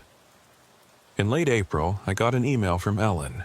She'd been contacted by a research group affiliated with a private aerospace company. They were studying anomalous aerial phenomena and wanted to interview people who'd had encounters. "They're legitimate," Ellen wrote. "I've vetted them. If you're interested in speaking with them, let me know and I'll make the connection." I thought about it for a week. Did I want to tell my story to strangers? Did I want to be studied like a lab specimen? But I also wanted answers. And maybe these people could provide them. I emailed Ellen back. "Yes, I'll talk to them."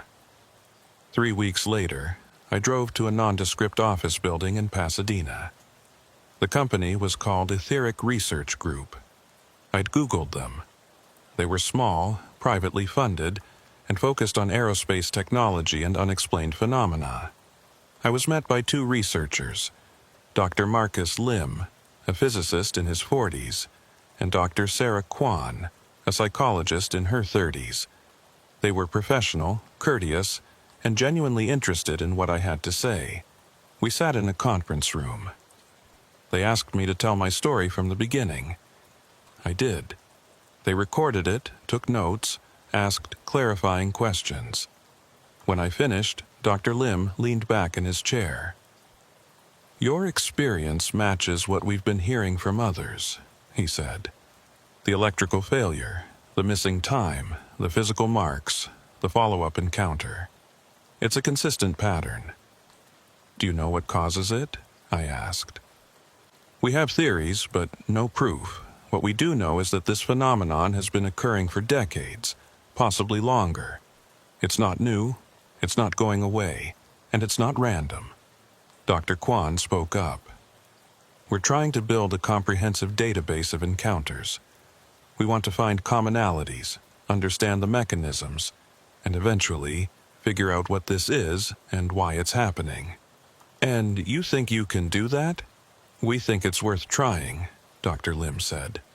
"Science is about asking questions and looking for answers. This is one of the biggest questions there is." They asked if I'd be willing to participate in further studies, medical exams, psychological evaluations, ongoing interviews. I agreed. Over the next few months, I became part of their research cohort. I gave blood samples. I underwent MRI scans. I filled out questionnaires about my health, my sleep, my mental state. They found nothing unusual. No physical anomalies, no psychological disorders. I was, by all measures, a normal, healthy person who'd had an extraordinary experience. The mark on my wrist remained the only physical evidence. During one of my sessions with Dr. Kwan, she asked me to describe my emotional state in the days leading up to encounters. "I feel a pressure," I said. "Like the air gets thicker, and there's a low vibration almost below hearing. I feel it in my chest." She made notes. "How far in advance do you feel this?" "Sometimes hours. Sometimes just minutes. And it's always accurate. You always have an encounter after feeling it." "Not always. Sometimes I feel it and nothing happens. But when something does happen, I always feel it first." Dr. Kwan leaned forward. "Kara, we're finding this pattern in other subjects too. About 40% of people who've had multiple encounters report developing this sensitivity. We don't know what's causing it, but it's real. It's measurable in the sense that people can predict encounters with statistical significance." "What does that mean?" "It means this phenomenon isn't just observing us, it's changing us. On some level, it's creating a connection." The thought made my skin crawl. Dr. Lim joined us for the next part of the session. He brought a tablet and showed me a series of graphs. "These are electromagnetic readings from known encounter sites," he said. "We've been placing sensors in the desert, in the areas with the highest concentration of reports. Notice these spikes." The graphs showed normal baseline readings interrupted by sudden, massive spikes in electromagnetic activity. These spikes occur at the exact times and locations where encounters are reported. Sometimes we detect them before we receive the report. The phenomenon is generating massive EM fields, strong enough to disrupt car electronics, phones, anything with circuitry. "Is it technology?" I asked. "Like human-made technology?"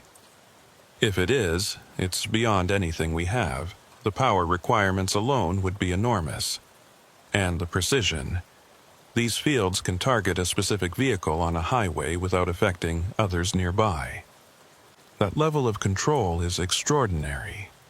Dr. Kwan added, "We're also finding something else. The people who've had encounters show subtle changes in their own bioelectric fields. Nothing harmful, just different. Like being exposed to the phenomenon leaves an imprint. The marks aren't just on our skin," I said quietly. "No," Dr. Lim agreed, "they're not." In June, Etheric Research Group organized a gathering. 15 people who'd had encounters, all willing to meet and share their experiences. It was held at a conference room in their Pasadena office. I walked in nervous, not knowing what to expect. The room was filled with ordinary people. A middle-aged woman who worked in accounting, a young man who delivered packages, a retired police officer, a college student, a ranch hand. We went around the room, each person sharing their story. The details varied, but the core elements were always the same. The electrical failures, the missing time, the marks, the sense of being watched.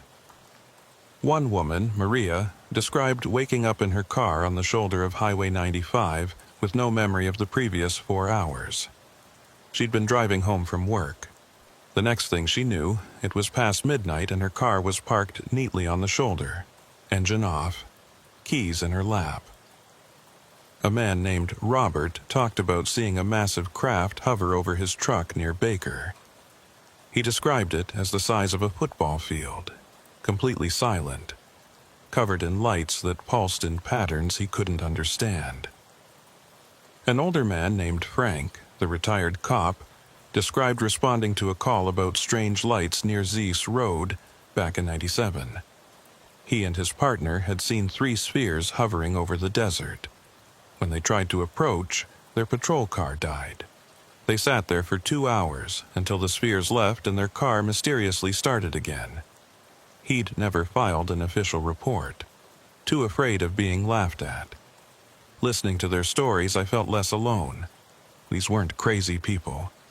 They were ordinary people who'd experienced something extraordinary, something real. After the formal session, we talked in smaller groups. I spent time with Maria, who lived in Pomona, not far from Riverside. "Do you ever feel like you're waiting for it to happen again?" she asked. "Every day," I said. "Me too. I can't relax anymore. Every time I drive at night, I'm watching the sky. Every time my car makes a strange noise, I panic." "Have you seen it again since your first encounter?" "Twice. Both times just lights in the distance. Following me, I pull over and wait, but they never get close. They just watch and then leave. Same with me." She showed me her marks, 3 of them in a triangle pattern on her shoulder blade. "My husband thinks they're birthmarks," she said. "I let him think that. It's easier than trying to explain." Dr. Kwan pulled me aside before I left. "Kara, we're planning an overnight observation in the desert next month. We're going to set up equipment at one of the high-activity sites and monitor for encounters. We'd like you to be there." "Why me?" "Because you have the sensitivity. You can feel when something's about to happen. That advance warning could be invaluable for our readings." I thought about it. The idea of deliberately going back to the desert, to the places where this happened, made my stomach turn. But I also knew I needed to do it. I needed to understand. "Okay," I said, "I'll do it. Thank you. We'll be in touch with the details." In August, 5 months after the initial incident, I decided to drive to Vegas again. I'd been avoiding the route, taking the long way, but I couldn't do that forever. I needed to face it. I left on a Saturday morning in broad daylight. I took I-15 north through the desert. I drove past the spot where my car had died. I looked at the empty shoulder, the gravel, the scrub brush. It looked ordinary, unremarkable. I made it to Vegas without incident. I visited Marcus, had dinner, spent the night. On Sunday evening, I drove home. The sun was setting as I passed through the desert. The sky turned orange, then purple, then dark. I was about 10 miles past Baker when I saw it. A light in my rearview mirror. Not headlights. A single point of white light, high up, maybe 500 feet, following me. I watched it in the mirror. It kept pace with me, matching my speed exactly. When I slowed down, it slowed down. When I sped up, it sped up. My heart started racing. I gripped the steering wheel and tried to stay calm. The light followed me for 5 miles. Then, without warning, it shot straight up and disappeared. I pulled over at the next rest stop and sat in the parking lot, shaking. I called Jace. "It's following me again," I said. "Did it do anything?" "No, it just followed me for a few miles, then left." "Are you okay?" "I don't know." "Do you want me to come get you?" "No, I think I'm okay. I just needed to hear a friendly voice." We talked for a few minutes. He told me to drive safe, stay alert, and call if anything else happened. I got back on the highway and drove home. The light didn't return. 3 weeks later, Dr. Lim called with the details for the overnight observation. We're setting up at a location off Highway 127, about 15 miles north of Baker. It's one of our most active sites. We'll have a team of 6 researchers plus you. We'll have EM sensors, cameras, recording equipment. We'll be there from sunset to sunrise. What do you need me to do? Just be there. If you feel the pressure, the vibration, anything that indicates an encounter is about to happen, you let us know immediately.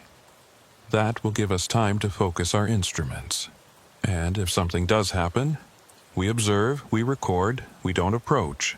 Safety is our priority. The observation was scheduled for September 14th.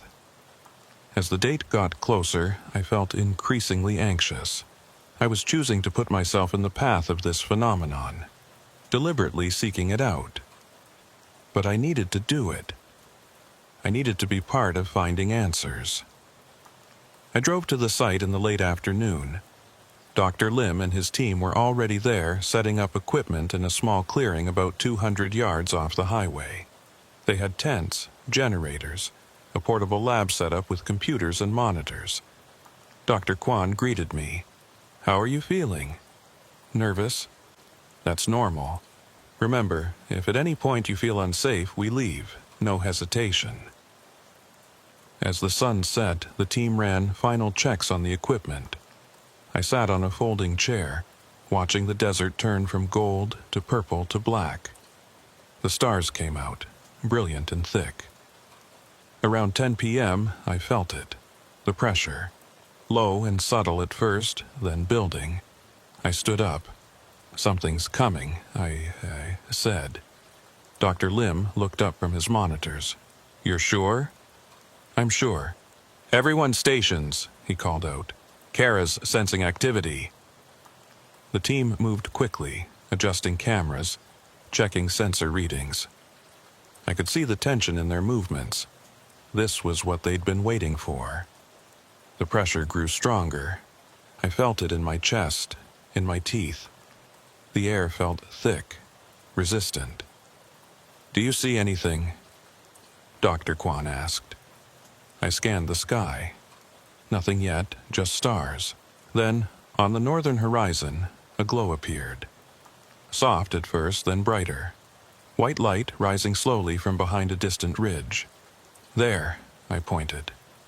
Dr. Lim trained a camera on it. "I've got it." The light rose higher, clearing the ridge. It was a sphere, larger than the ones I'd seen before. Maybe 30 feet across. It moved toward us, slow and deliberate. "EM readings are spiking," one of the researchers called out. "We're seeing massive field fluctuations." The sphere stopped about a quarter-mile away, hovering 100 feet above the desert floor. It just sat there, glowing steadily. My heart pounded. The pressure was intense now. I could barely breathe. "Kara, are you okay?" Dr. Kwan put a hand on my shoulder. "I'm okay," I managed to say.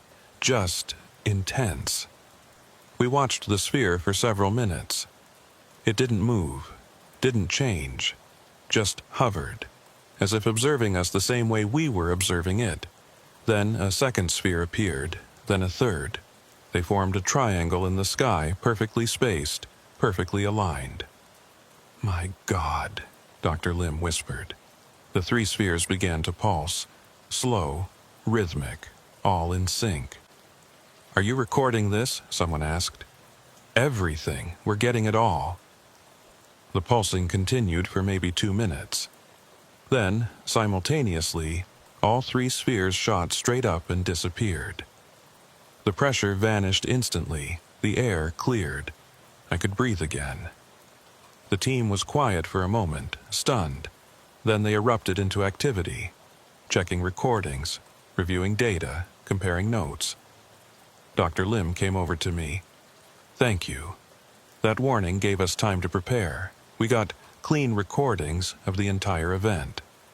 "What do you think they were doing?" I asked. "I don't know, but they were definitely aware of us. They maintained distance. They displayed a pattern, like communication or demonstration. This is incredible data." We stayed until dawn. The spheres didn't return.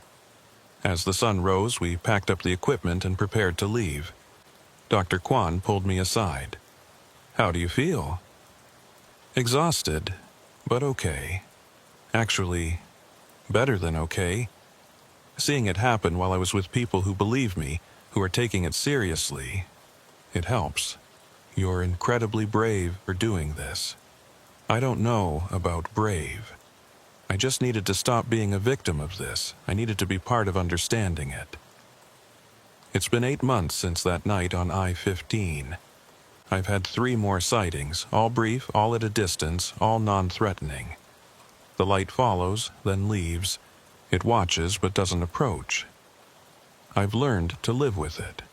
I still teach 4th grade. I still visit Marcus. I still drive through the desert, though I'm always aware, always watching. The mark on my wrist is still there. I've stopped checking it every day. It's just part of me now. I participate in Dr. Lim and Dr. Kwan's research. I give updates, report new experiences, contribute to their database. They tell me they're making progress, building a clearer picture of the phenomenon. I don't know if we'll ever get answers. I don't know if we'll ever understand what's out there in the desert, watching us, following us, leaving marks on our skin. But I know I'm not alone. There are hundreds of us, maybe thousands, people who've had experiences we can't explain, encounters we can't forget. We're not crazy. We're not making it up. We're witnesses to something real, something important, something that demands our attention. If you drive through the Mojave Desert at night, pay attention. Watch the sky. Watch your instruments. If your engine dies for no reason, if your electronics cut out, if time starts to slip, don't panic. Pull over. Stay calm. Wait it out. And if you see a light following you, steady and silent, know that you're not imagining it. Know that others have seen it too. Document what happens. Tell someone you trust. Find others who've been through it. You're not alone. And whatever's out there, watching us from the dark desert sky, it's real, I know. I've seen it. I've felt it, and I carry the mark to prove it.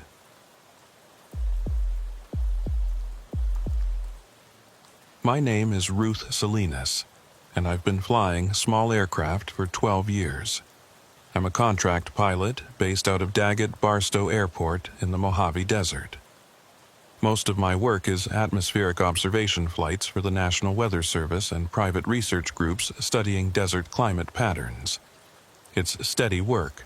I fly at night when the air is calm and the thermal readings are clearest. I know the desert sky better than most people know their own neighborhoods. I'm 36 years old. I grew up in Victorville, learned to fly at 24, and I've logged over 3,000 hours in single-engine planes. I'm certified for instrument flight, night operations, and I've never had an accident or incident on my record. Flying is the most important thing in my life. It's methodical, predictable, governed by physics and weather patterns I can read and understand. What happened on the night of October 17th challenged everything I thought I knew about how time works. I was scheduled for a routine atmospheric observation flight. The route was a standard pattern I'd flown dozens of times before. Take off from Daggett Barstow, fly north over the Calico Mountains, then east toward the Nevada border, south along the edge of the Mojave National Preserve, and back west to the airport. Total flight time, 2 hours and 15 minutes. I'd be back on the ground by 2:30 a.m. I arrived at the airport around 11:15 p.m. The night was clear and cold, temperature in the low 40s. Perfect flying weather. No wind to speak of. Visibility unlimited. The kind of night where you can see individual stars so clearly they look like pinpricks in black paper. I parked my truck in the small lot near the main hangar and grabbed my flight bag from the passenger seat. The bag contained my headset, knee board with flight charts, backup flashlight, water bottle, and a thermos of coffee. I've learned over the years that night flights require preparation. You can't just walk to a 7-Eleven at 10,000 feet if you forget something. The airport was quiet. Daggett Barstow isn't a busy place, especially at night. We get some general aviation traffic during the day, a few flight schools, some corporate jets occasionally. But after sunset, it's mostly just cargo runs and pilots like me doing contract work. I walked past the main office building. The lights were on inside, but I could see it was empty except for the overnight staff. Through the window of the pilot's lounge, I could see the coffee maker with its glowing orange light, the ancient leather couch that smelled like avgas and old sweat, and the wall covered with sectional charts marked with coffee stains and pencil notes from pilots plotting courses. Wes Larkin was working security that night. Wes is a retired Air Force NCO, mid-50s, with the kind of calm competence that comes from 30 years of military discipline. He manages overnight security for the airport, which mostly means keeping an eye on the hangars and making sure the perimeter fence stays intact. We'd known each other for about 4 years. Good guy, thorough, not the type to exaggerate or imagine things. "Evening, Ruth," he said as I walked past the security office. He was sitting at his desk with a coffee, monitoring the security camera feeds on 3 different screens. I could see the runway on one, the apron on another, and the perimeter fence on the third. "Evening, Wes. Quiet night?" "Always is. You doing the weather run?" "Yeah, should be back around 2:30. I'll keep the lights on for you." He raised his coffee mug in a small salute. "Weather looks good. Clear all the way to Vegas and back." "That's what I'm counting on." I continued to the hangar where my plane was waiting. The hangar door was already open. I'd called ahead and asked the line crew to pull the plane out and do the fueling. They'd left a note on the cockpit door confirming 50 gallons, full tanks, oil checked and topped off. A Cessna 172, tail number N4739F. I'd been flying this particular plane for 2 years. It wasn't mine. I leased it from the airport. but I knew it better than any plane I'd ever flown. I knew the slight pull to the right on takeoff, the way the engine ran a little rough for the first 30 seconds after starting, the squeak in the pilot's seat that happened whenever I made a sharp turn. I did my pre-flight check by flashlight, working through the routine I'd performed hundreds of times before. I walked around the plane clockwise, starting at the pilot's door. Checked the fuel level by opening the tank and visually confirming. Checked the oil by pulling the dipstick, ran my hand along the leading edge of the wing, feeling for any dents or damage. Checked the ailerons, making sure they moved freely. Checked the flaps. Moved to the tail, checked the rudder and elevator. Walked around to the other wing, repeated the checks. The tires were good. The propeller was clean, no nicks. The windscreen was clear. Everything looked normal. I opened the cockpit door and climbed in. The familiar smell hit me immediately, a mix of old leather, aviation fuel, and the faint metallic scent of electronics. I settled into the left seat, adjusted it forward until my feet reached the rudder pedals comfortably, and began the interior check. Seatbelt and shoulder harness checked and secure. Control yoke checked for free and correct movement. Trim wheel set to neutral. Fuel selector set to both tanks. Mixture set to rich. Throttle set to closed. Master switch off. Magnetos off. I pulled out my knee board and reviewed the weather briefing I'd gotten earlier. Winds aloft were light and from the west. Temperature at altitude would be around 35 degrees. No precipitation, no turbulence expected. Perfect conditions. I strapped the knee board to my right thigh and clipped my headset to my belt. Then I reached over and flipped on the master switch. The instrument panel came alive. Lights glowing softly in the darkness. The Garmin GPS unit booted up with a friendly chime. The radio crackled briefly with static before settling into silence. I checked the clock on the instrument panel. 11:43 p.m. I was right on schedule. I climbed into the cockpit, strapped in, and ran through the engine start checklist. Mixture rich. Throttle open 1/4 inch. Fuel pump on. Primer, 3 pumps. Throttle back to idle. Ignition switch to start. The Lycoming engine turned over once, twice, caught, sputtered, and then settled into a steady rumble. I let it warm up while I checked the radio and instruments. Everything showed normal readings. The tachometer showed 1,000 RPM. Oil pressure climbing into the green. Fuel pressure good. Alternator charging. I ran the engine up to 1,500 RPM and checked the magnetos. Both firing cleanly. Less than 50 RPM drop when I switched from both to individual. Good compression. I tuned the radio to the common traffic frequency and made my first call. Daggett traffic, Cessna 4739er Foxtrot. Pre-flight checks complete, preparing to taxi. No response. I wasn't expecting one, just following procedure. At 11:47 p.m., I released the parking brake and taxied to the runway. The plane rolled smoothly across the tarmac. I could see Wes in the security office window, watching me pass. He gave me a small wave. I waved back. I reached the runway threshold and ran through my final checks. Engine temps good. Oil pressure good. Fuel good. Flight controls free and correct. Trim set. Flaps set for takeoff. Daggett traffic, Cessna 4739er Foxtrot, departing runway 22, remaining in the pattern briefly before departing to the north. I advanced the throttle smoothly. The engine's rumble deepened to a roar. The plane began to roll, slowly at first, then faster. The centerline lights passed beneath me in increasing rhythm. The airspeed indicator crept upward.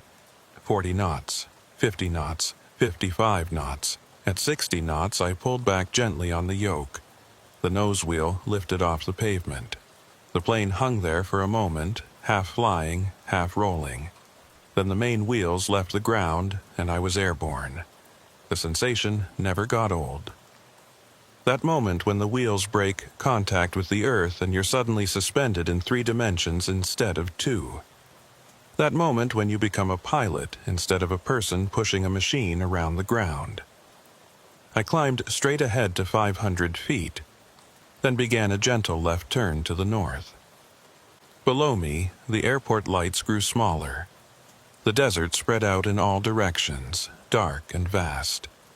Above me, the stars were beginning to show clearly now that I was away from the airport lights. I leveled off at 8,500 feet and settled into the cruise. The engine hummed steadily. The GPS showed my ground speed at 105 knots. The autopilot wasn't working. It had been broken for 3 weeks and the repair was scheduled for next month. So I hand flew the entire route, which I actually preferred. It kept me engaged, kept me feeling the airplane. At 12:15 a.m., I was crossing over the Calico Mountains. I could see the faint outline of the peaks below, dark shapes against slightly less dark ground. The atmospheric sensors were recording data automatically. Temperature at this altitude, 36 degrees Fahrenheit. Pressure, 29.87 inches. Humidity, 12%. Dry and cold and clear. Perfect conditions for stargazing. I looked up through the cockpit window and saw the Milky Way stretched across the sky like a river of light. I'd been flying long enough that I could navigate by stars if I needed to. There was Polaris, the North Star, exactly where it should be. There was the Big Dipper, pointer stars aimed at Polaris. There was Orion rising in the east, distinctive and bright. I checked my position on the GPS, right on course. I'd be turning east in about 8 minutes. That's when the first strange thing happened. My compass started drifting. Not spinning wildly, just drifting slowly to the right. I was flying on a heading of 180 degrees south, but the compass was gradually sliding toward 185, then 190. I tapped the glass. Sometimes compasses stick, but tapping didn't help. It kept drifting. I checked my GPS. It showed my position clearly, and my ground track was still straight south. So the plane wasn't actually turning. Just the compass was acting up. Odd, but not alarming. Compasses can be affected by magnetic anomalies, especially over desert terrain with unusual mineral deposits. I made a mental note to have it checked when I landed. Then the radio started crackling. I was monitoring the regional air traffic frequency, even though there was no other traffic out there that night. The frequency had been silent since takeoff. Now it was producing bursts of static, random pops and hisses, like something was interfering with the signal. I keyed the mic. Daggett traffic, November 4739er Foxtrot, 40 miles northeast, checking radio. Static. No response. I tried again. Same result. I switched to the emergency frequency. More static. My skin prickled. I told myself it was probably just atmospheric interference. The desert can do strange things to radio signals at night, but it felt wrong. I checked the other instruments. Altimeter, airspeed, vertical speed, all normal. Engine instruments, all normal. The plane was flying fine. I looked out at the sky around me. Stars in every direction. Nothing unusual. Then I saw the light. It appeared off my left wing, maybe 2 miles out, at my altitude. A single point of white light, brighter than any star, perfectly still against the moving star field. I watched it for maybe 30 seconds. It didn't move, didn't blink, just hung there, bright and motionless. I turned my head to check my instruments, and when I looked back, the light had moved. It was now directly ahead of me, still at my altitude, maybe a mile away. It had relocated without appearing to travel the distance between. One moment on my left, the next moment ahead. My pulse quickened. I keyed the mic again. Daggett traffic, November 4739er Foxtrot. I have an unidentified light at my altitude, directly ahead. Anyone else in the area? Static. The light started moving. Not like an aircraft banking or turning. It slid laterally to the right, smooth and fast, covering a mile in what felt like 2 seconds. Then it stopped. Then it moved again, this time upward, climbing 1,000 feet in an instant. I gripped the yoke tighter. My training kicked in. Aviate, navigate, communicate. I kept the plane straight and level. I checked my position on the GPS. I tried the radio again. Nothing but static. The light descended, dropping back to my altitude. It was now positioned directly in front of me, maybe half a mile out, close enough that I could see it wasn't a single point anymore. It was a sphere, glowing white, with a defined edge. I made a decision. I turned the plane. I banked left, away from the light, and rolled out on a westerly heading. Back toward the airport. This flight was over. The sphere matched my turn. It stayed directly ahead of me, maintaining the same distance. I tried a different heading, north. The sphere adjusted, staying in front. My hands were sweating inside my gloves. I descended, dropping from 8,500 feet to 7,000 feet. The sphere descended with me, maintaining relative position. It was following me, or leading me, or something. I checked my clock, 1:09 a.m. I'd been watching the sphere for about 17 minutes, though it felt like less. Then the sphere did something I'll never forget. It split into 3. No transition, no separation process. One moment it was a single sphere.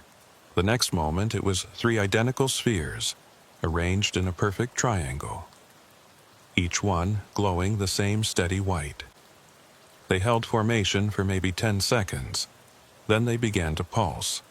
All 3, synchronized. Bright, dim, bright, dim. A slow rhythm, like a heartbeat.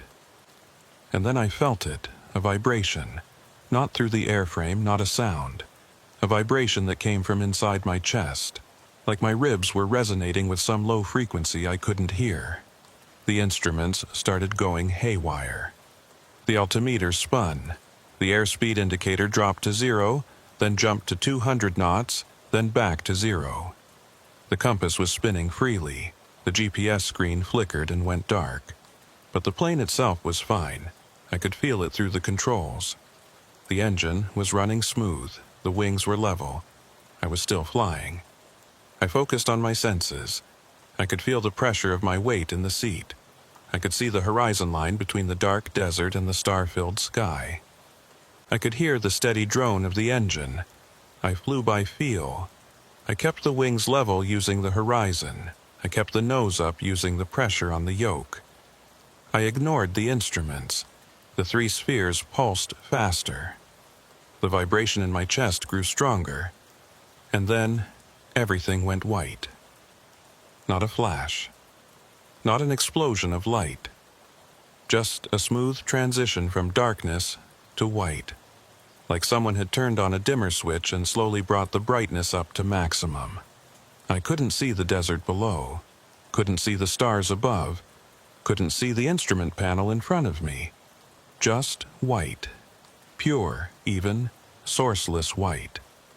I could still feel the plane, the yoke in my hands, the rudder pedals under my feet, the seat beneath me. But I couldn't see any of it. I don't know how long it lasted. Seconds? Minutes? I had no sense of time passing, and then it faded. The white receded like a curtain pulling back, and I could see again. The desert below. The stars above. The instrument panel in front of me. Instruments still spinning and flickering. The 3 spheres were gone. I checked my position on the GPS. It had come back online. I was 15 miles northwest of Barstow, heading west. I didn't remember turning west. The last heading I remembered setting was north. I checked the clock on the instrument panel, 2:09 a.m. I felt cold. My hands were shaking. I set a course for Daggett Barstow and started my descent. I tried the radio. Daggett traffic. November 4739er Foxtrot, inbound from the northeast, 15 miles out. Static. I tried again. Still static. I didn't care. I was going to land whether the radio worked or not. At 5 miles out, I could see the airport lights. The runway lights glowed steady in the darkness. I'd never been so happy to see them. I entered the pattern, ran through my landing checklist by memory, since half the instruments were still acting erratically, and brought the plane down. The wheels touched the runway at 2:14 a.m., according to the clock on the terminal building, which I could see lit up as I taxied past it. I rolled to a stop in front of the hangar, shut down the engine, and sat in the cockpit for a long moment. My hands wouldn't stop shaking. Wes came out of the security office as I was tying down the plane. "You okay, Ruth? You look pale." "I'm fine," I said, though my voice didn't sound convincing even to me. Rough flight. Weather looked clear all night. It was, just something weird happened up there. He looked at me carefully. "You want to talk about it?" "Not yet. I need to think." He nodded. "I'll be in the office if you change your mind." I finished securing the plane and walked to my truck. I sat in the driver's seat and pulled out my phone to check the time. 2:09 a.m. I stared at it. That couldn't be right. The terminal clock had said 2:14 when I landed. I'd been on the ground for at least 5 minutes since then. I got out of the truck and walked back to where I could see the terminal clock. 2:15 a.m. I looked at my phone again. 2:09 a.m.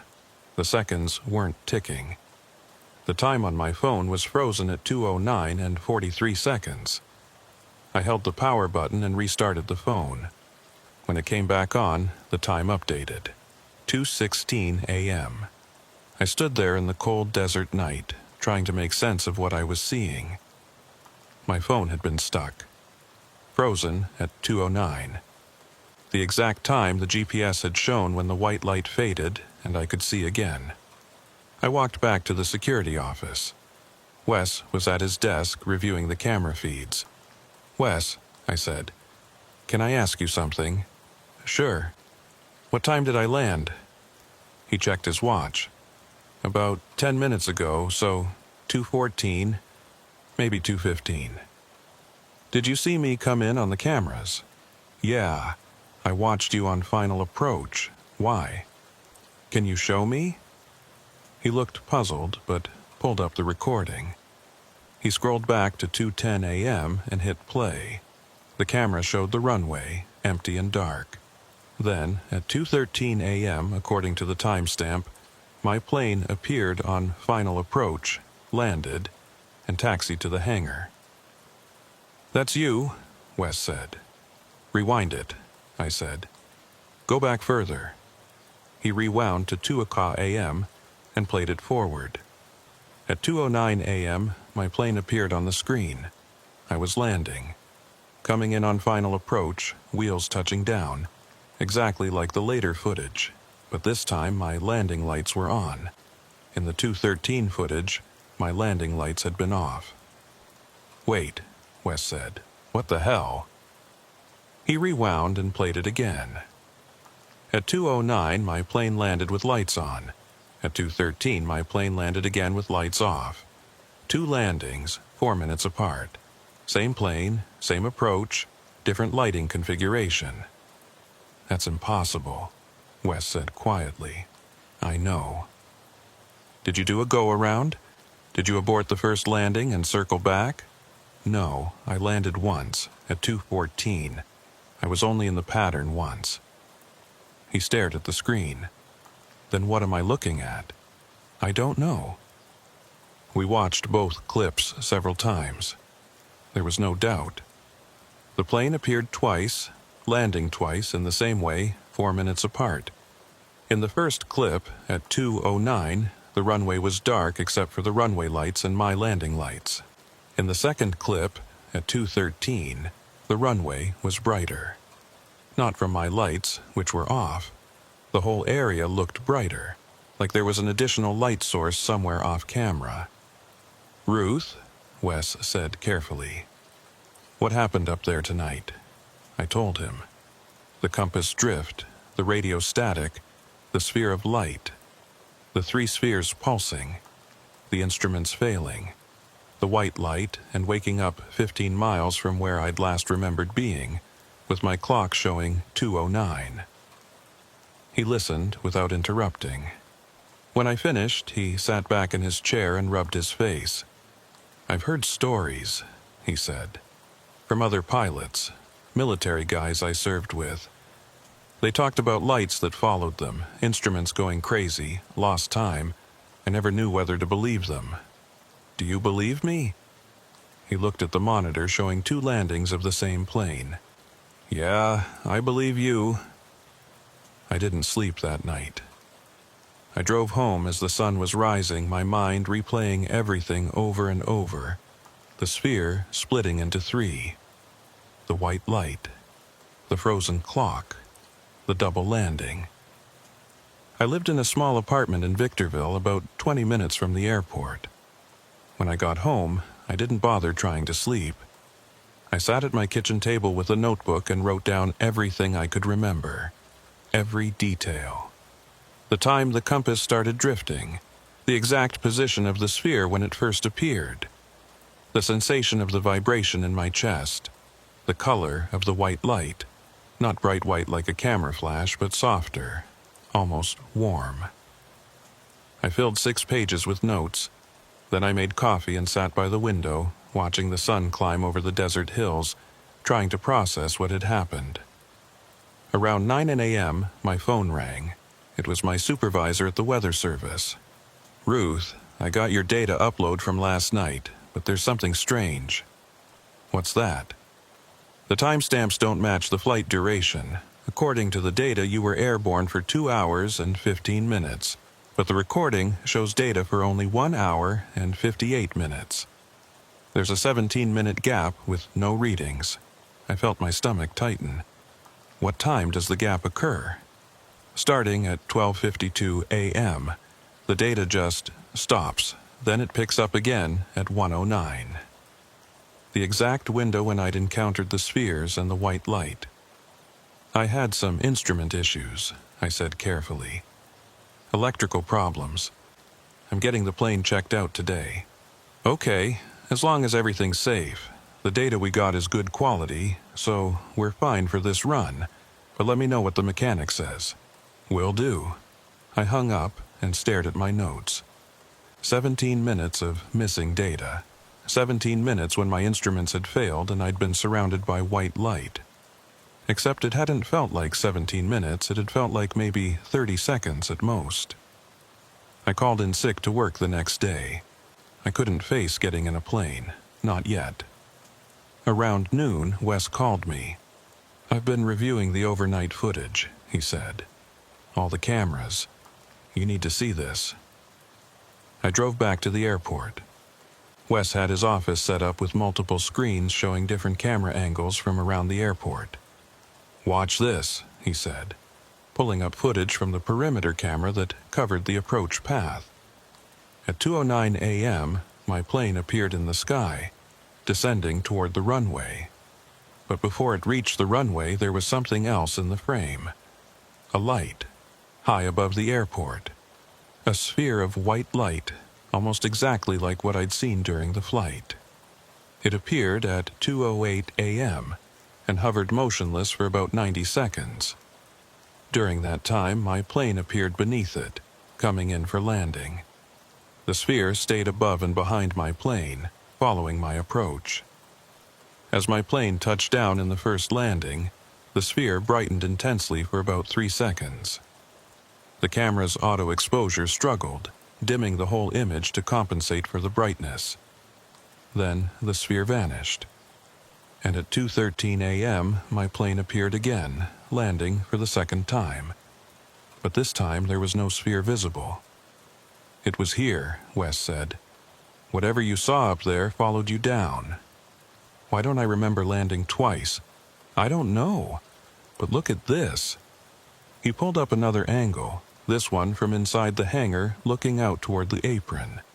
At 2:09, my plane touched down and began to taxi, but as it turned off the runway, the image flickered, just for a fraction of a second.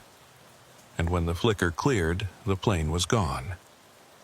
At 2:13, my plane appeared again, taxiing normally from the runway to the hangar. In the first landing, Wes said, you disappeared. The plane was there, then it wasn't. Then 4 minutes later, you appeared again and landed normally. What does that mean? I think, he hesitated. I think time split somehow.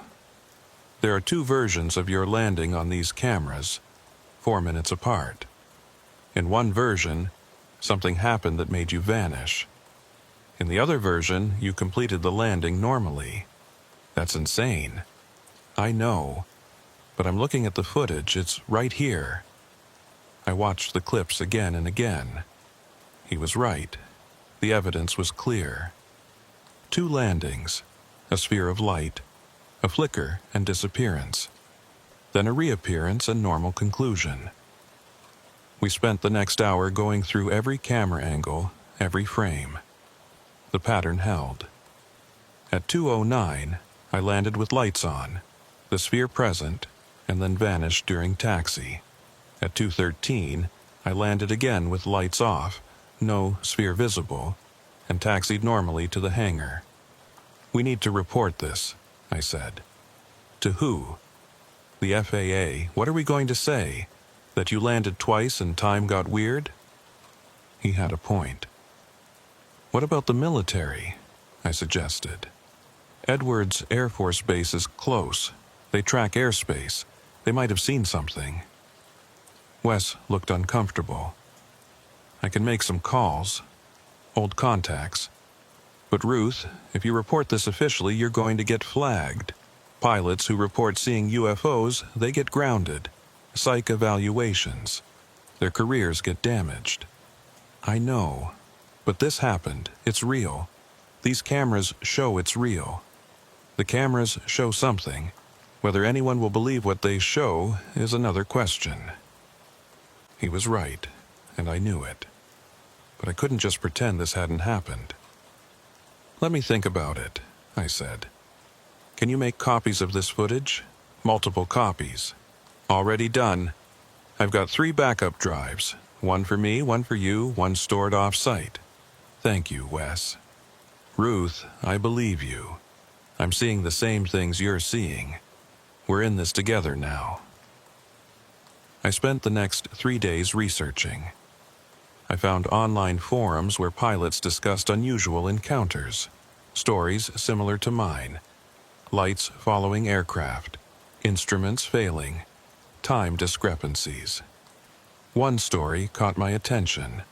A charter pilot flying out of Las Vegas reported seeing 3 spheres in formation while flying over the desert in 2019.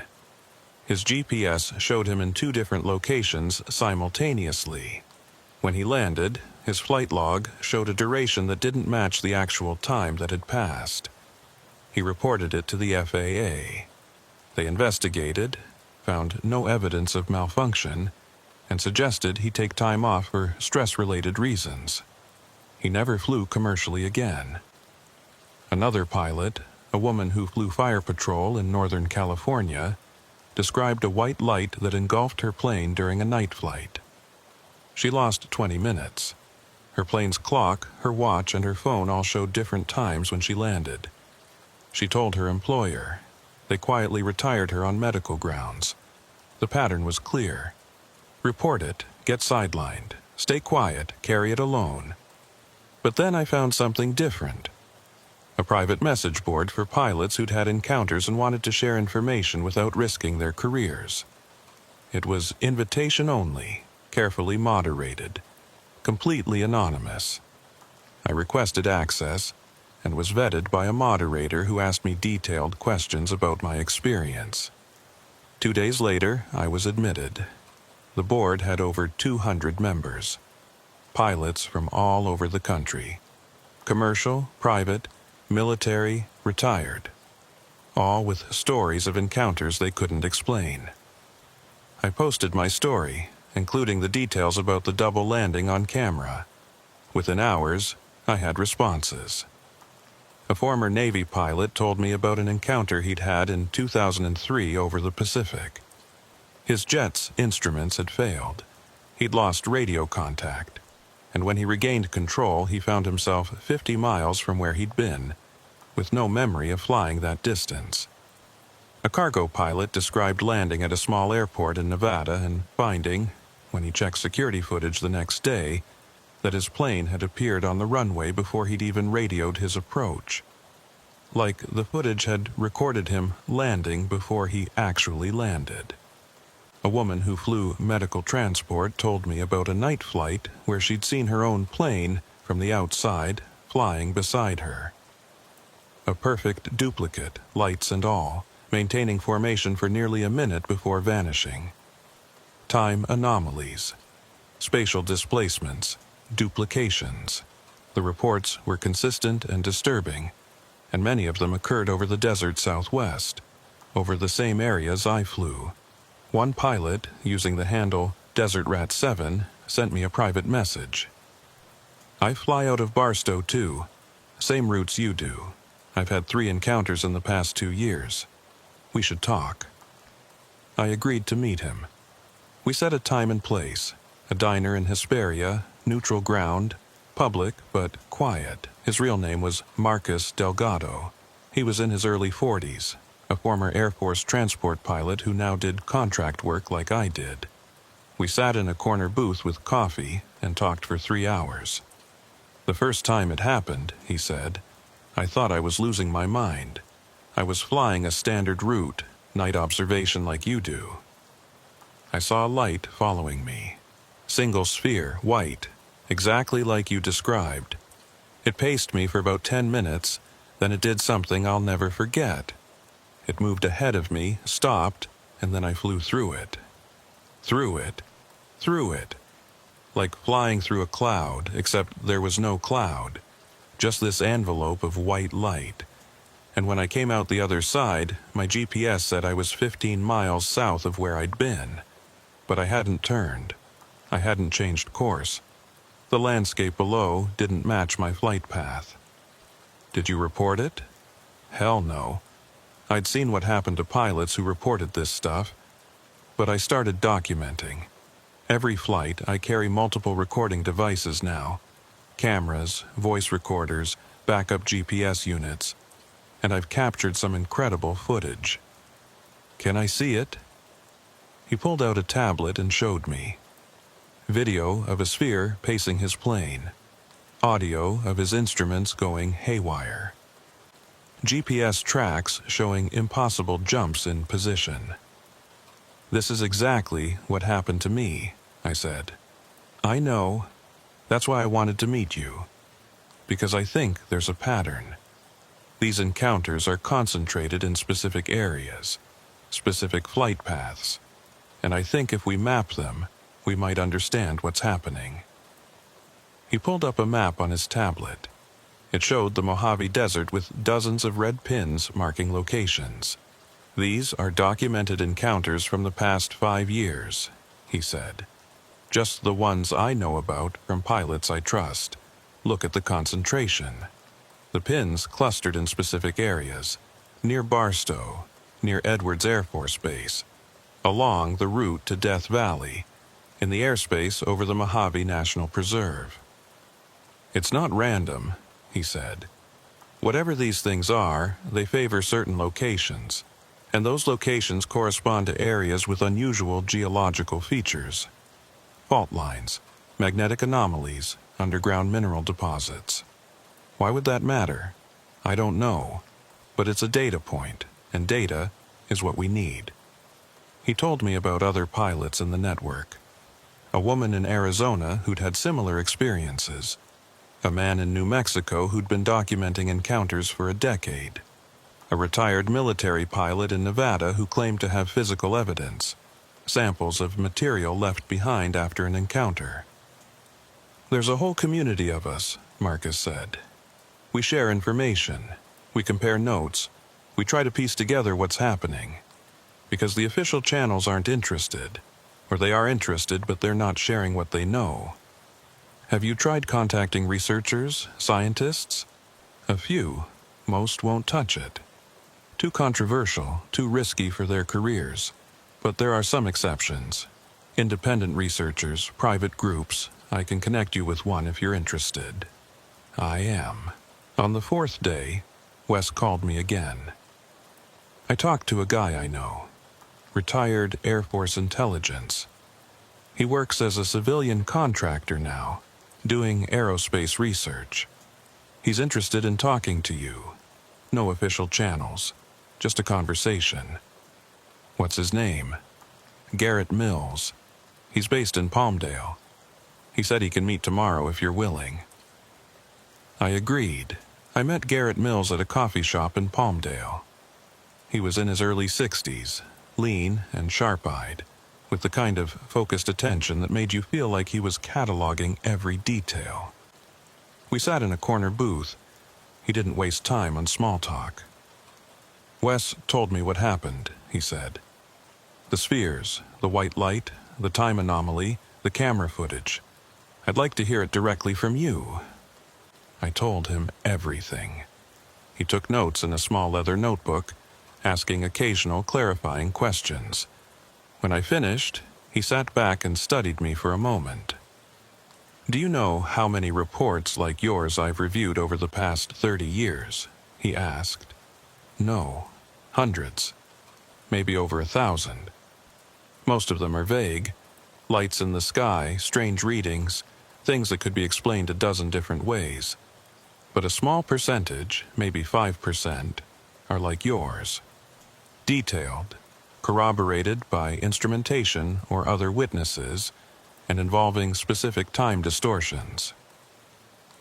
What do you think they are? I don't know, but I can tell you what they're not. They're not conventional aircraft, they're not weather phenomena, they're not instrument malfunctions.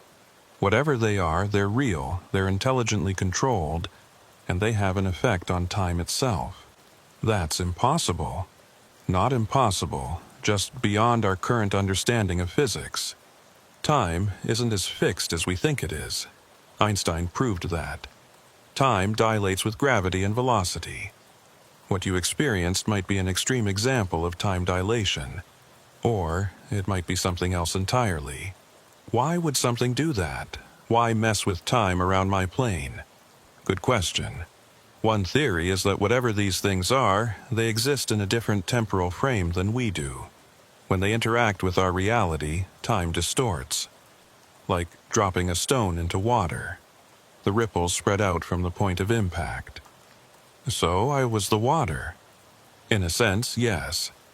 You were in the wrong place when something from a different temporal state passed through. That doesn't make me feel better. He smiled thinly. It shouldn't, but it might help you understand that you're not crazy. This is real, and you're not the first person it's happened to. What should I do? Keep flying if you want to, or don't if you don't feel safe. But don't report it through official channels. You'll be flagged, grounded, and your story will disappear into a classified file somewhere. If you want to document it, keep your own records. Write down everything. Save the camera footage if you can. And if it happens again, try to gather as much data as possible. You think it could happen again? It might. These encounters sometimes repeat. Not always with the same person, but in the same areas. The Mojave is a hotspot, has been for decades. Why? Another good question I can't answer. Maybe something about the geology. Maybe something about the airspace. Or maybe whatever these things are just like the desert. He finished his coffee and stood. Ruth, I'm going to give you my contact information. If anything else happens, call me. Day or night, I might be able to help. He handed me a business card with a phone number and an email address. No company name, no title. Just a number. Thank you, I said. One more thing, he said. The camera footage Wes has, make a copy. multiple copies. Store them in different places. Files like that have a way of disappearing. I took his advice. Wes and I copied the footage to 3 different hard drives. I kept one, he kept one, and I sent one to a friend in Arizona who didn't ask questions. Then I had to make a decision. Did I keep flying? Flying was my life. It was what I did, what I was good at, but the thought of going back up into that sky, into the space where time could fracture and white light could erase reality, made my hands shake. I took 2 weeks off. I told my clients I was dealing with a family emergency. They were understanding. During those 2 weeks, I couldn't stop thinking about what Garrett had said, that the Mojave was a hotspot, that encounters sometimes repeated. I started researching the history of sightings in the area. I found reports going back to the 1950s. Military pilots seeing formations of lights over Edwards Air Force Base. Civilian pilots reporting radio failures and instrument malfunctions near Barstow. A commercial flight in 1987 that experienced a time jump while passing over the Mojave, arriving at its destination 11 minutes early despite flying at normal speed. The pattern was undeniable. Something about this desert attracted these phenomena. Or maybe the phenomena had always been here, and we were just passing through their territory. On the 15th day, I drove back to the airport. I walked out to my plane, ran my hand along the fuselage, and made my decision. I was going to fly again. But this time, I was going to be prepared. I spent the next week installing additional equipment in my plane. A backup GPS unit. A second clock synced to atomic time. A small video camera mounted on the instrument panel to record the cockpit and the view through the windscreen. And a voice recorder to document everything I said during flights. If something happened again, I wanted evidence. Clear, undeniable evidence. Wes helped me set it all up. He also gave me a handheld aviation radio as a backup to the plane's installed radio. And he made me promise to check in with him before and after every flight. "If you don't call me within 30 minutes of your scheduled landing time," he said, "I'm alerting everyone. FAA, Air Force, sheriffs, everyone." Agreed. I also started carrying a detailed flight log. Not just the standard entries, takeoff time, landing time, fuel consumed. I logged everything. Weather conditions, instrument readings, notable observations, any anomalies, no matter how small. Marcus Delgado had given me the same advice. Document everything, he'd said. Build a case, because if you ever decide to go public with this, you'll need ironclad evidence. On November 3rd, I took my first flight since the incident. A short daytime flight, just a local area check. Nothing over the deep desert. I stayed within sight of the airport. Everything was normal. The equipment worked fine. The sky was clear and empty. I landed without incident. But I noticed something. As I taxied back to the hangar, I felt anxious. Not the good kind of nervousness that comes with flying. The bad kind. The kind that made my hands sweat and my heart race. I'd been flying for 12 years without fear. Now, suddenly, I was afraid. I flew 3 more short flights over the next week. All normal. But the anxiety persisted. I started questioning whether I could keep doing this. Whether I wanted to keep doing this. Garrett Mills called me on November 10th. "I've been analyzing the footage you sent me," he said. "The double landing. I've shown it to 3 different video analysts. They all agree it's authentic. No editing, no manipulation. The camera recorded 2 separate landing events, 4 minutes apart." So, what does that mean? It means what happened to you wasn't a hallucination or a false memory. The camera captured objective reality. You landed twice. Or more accurately, there were 2 timelines where you landed.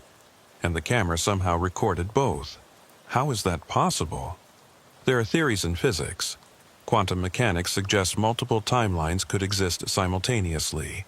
What you experienced might be evidence of those timelines momentarily converging or becoming visible to each other. That sounds insane. It does. But the evidence is right here. Ruth, I want to set up an experiment. I want you to fly the same route again, same time of night with enhanced monitoring. I'll position ground-based observers at key points along your route. We'll have radio communication, visual confirmation, everything synchronized to atomic clocks. If something happens again, we'll document it from multiple perspectives. I thought about it. Part of me wanted to say no, to walk away from all of this and never fly over that desert again. But another part of me, the part that had spent 12 years seeking answers in data and empirical observation, wanted to know. Okay, I said, let's do it. On November 12th, I was scheduled for another night atmospheric observation flight. Same route as before. North over the Calico Mountains, east toward Nevada, south along the preserve, west back to the airport. Garrett had positioned 3 observers on the ground, one near Baker, one near the New York mountains, one near Kelso. Each had radio equipment, cameras, and synchronized clocks. Wes was monitoring from the airport. I had all my recording equipment running. I told myself it would be fine. Lightning doesn't strike twice. I was wrong. I took off at 11:52 p.m. The night was clear and cold, almost identical to October 17th. I climbed to my cruising altitude and began the route. Everything was normal for the first 45 minutes. I checked in with Garrett's observers every 10 minutes. The radios worked, the instruments behaved. The sky was full of stars and nothing else. At 12:38 a.m., I was flying east about 35 miles from Barstow. That's when I felt it. The vibration. The same one I'd felt before, low and deep, resonating in my chest. I keyed the voice recorder. 12:38 a.m. I'm feeling the vibration, same as last time, checking instruments. The compass started drifting. The GPS flickered once but stayed online. The radios crackled with static. Compass drifting. Radio static. GPS holding. I'm maintaining heading by GPS. I keyed the handheld radio. Ground team, this is Ruth. I'm experiencing the phenomenon. Repeat. Experiencing the phenomenon. Confirm you're receiving. Static. Then Garrett's voice, distant and distorted. We copy, Ruth. We're tracking you. Hold your course. I scanned the sky. At first, I saw nothing. Then, off my right wing, a light appeared. A single sphere. White. Bright. Perfectly still against the stars. Contact. Single sphere, right wing, approximately 2 miles at my altitude. The sphere moved. It relocated to directly ahead of me. Same distance. Same, impossible instant transition. Sphere has moved to 12 o'clock position. No visible means of propulsion. Repositioned without crossing intervening space. I heard Garrett's voice on the radio, breaking up. Ruth. Confirm. Visual. Sphere. Confirmed. Visual contact with sphere. It's matching my heading. I checked my backup GPS. It showed my position clearly. I checked the backup clock. 12:39 a.m. The sphere split into 3. Triangle formation. They began to pulse in sync. 3 spheres now. Triangle formation.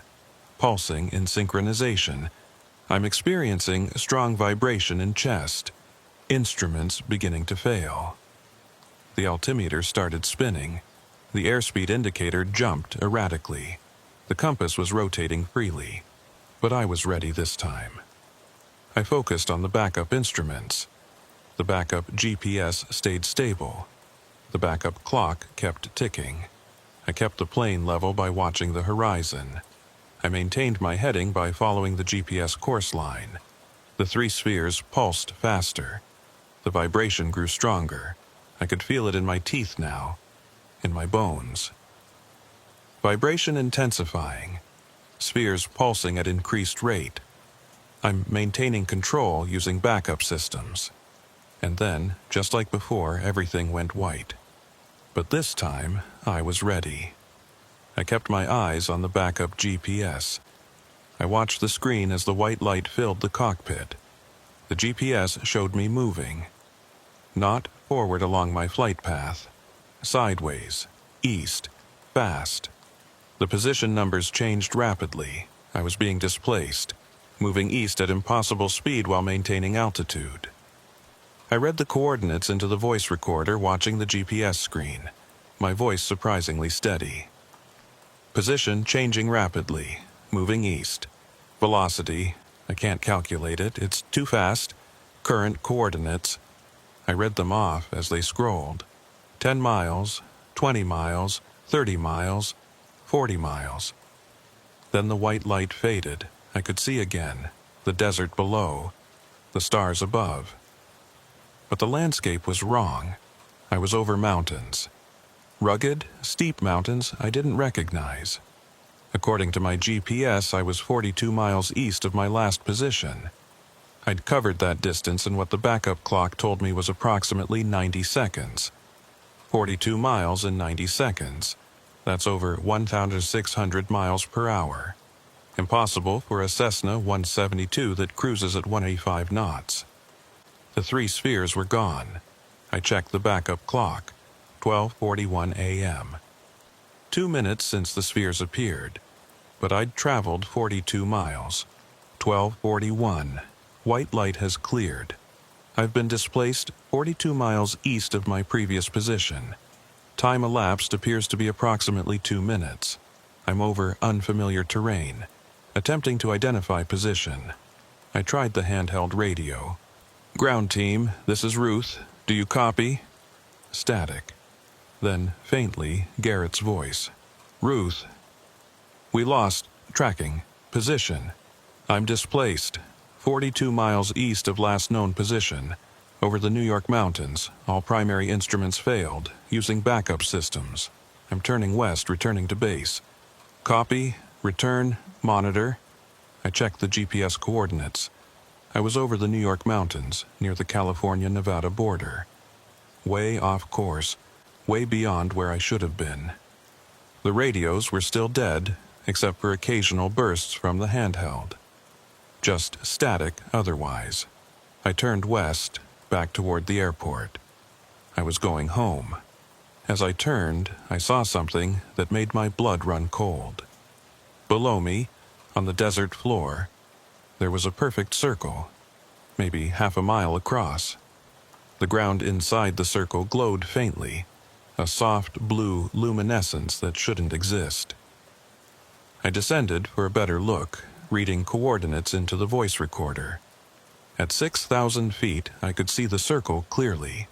The blue glow came from the ground itself, not from any external source. It was brightest at the center and faded toward the edges. The glow had a pattern, not random. There were lines within the circle, geometric shapes that intersected at precise angles, like a massive diagram drawn in light on the desert floor. I'm observing a circular luminescent area on the ground, approximately half-mile diameter. Blue glow, source unknown. Geometric patterns visible within the glow. Center coordinates. I read off the GPS coordinates. Descending for closer observation. As I descended to 4,000 feet, the glow began to fade. By the time I reached 3,000 feet, it was gone. The ground looked normal, just dark desert. I climbed back to 6,000 feet. The glow returned, patterns and all. It was only visible from altitude. From the ground, you'd never see it. Glow is altitude dependent, visible at 6,000 feet, not visible below 3,000. Patterns suggest intelligent design. I'm documenting coordinates and heading west. I circled the area once more, filming it with the cockpit camera, noting landmarks and coordinates. Then I turned back toward Daggett Barstow and began the long flight home. During the flight back, I had time to think. The displacement had been real. The GPS proved it. I'd been moved 42 miles in 90 seconds by something that could manipulate my position in space without destroying the aircraft or harming me. And the glowing circle on the ground suggested this wasn't just about observing passing aircraft. There was infrastructure, or markers, or something that existed on the ground in that specific location. I landed at 1:47 a.m., according to my backup clock. The terminal clock showed 1:48 a.m. Close enough. My phone, when I checked it, showed 1:48 a.m. No time discrepancy this time. Everything matched. But I'd still been displaced across 42 miles of desert in 90 seconds. That was real. The GPS log proved it. Wes was waiting outside the hangar. "You okay?" he called out as I shut down the engine. "Yeah, but it happened again." "I know. I saw it on the cameras." Inside the security office, Wes showed me the footage. At 12:38 a.m., a light appeared in the sky on the perimeter camera. Not just one light. 3 lights, in a triangle formation, hovering high above the airport. They stayed there for exactly 2 minutes. Then they shot upward and disappeared. At the same time, on the runway camera, something strange happened. The runway lights flickered. All of them in sequence, like a wave passing through. And for about 5 seconds, the whole runway area glowed with a faint blue light. "Same color as what I saw on the ground," I said. "What did you see on the ground?" I told him about the glowing circle in the desert, about the geometric patterns within it, about how it was only visible from altitude. Wes pulled up a map and I showed him the coordinates. He made a note of them. "We need to check that spot," he said. "In daylight, see if there's anything there." Agreed. I downloaded the footage from my cockpit camera and the voice recorder. Everything was there. My narration, the view of the spheres, the white light, the GPS screen showing the impossible displacement. Garrett called my cell phone at 2:15 a.m. "Ruth, thank God. We lost your position completely for about 2 minutes. 1 second you were on our screens, the next you just vanished. Then you reappeared 40 miles east of where you'd been. What happened?" I told him everything. The displacement, the white light, the glowing circle. He was quiet for a long moment. This is exactly what we needed. Multiple independent observations, synchronized timing, GPS tracks showing the displacement. This is evidence, Ruth. Real evidence. What do we do with it? We analyze it. We document it. And we prepare for the possibility that this phenomenon is more complex than we thought. That circle on the ground, that suggests permanence. A location that's marked or modified somehow. We need to investigate it. The next morning, Wes and I drove out to the coordinates where I'd seen the glowing circle. It took 3 hours to reach the area. The terrain was rough, rocky, accessible only by 4-wheel drive. When we arrived, we found nothing unusual, just desert. Rocks, sand, scrub brush, no scorch marks, no disturbance, no evidence of anything out of the ordinary. But when I pulled out a compass, it spun freely. No magnetic north, just rotation. "The magnetic field is disrupted here," I said.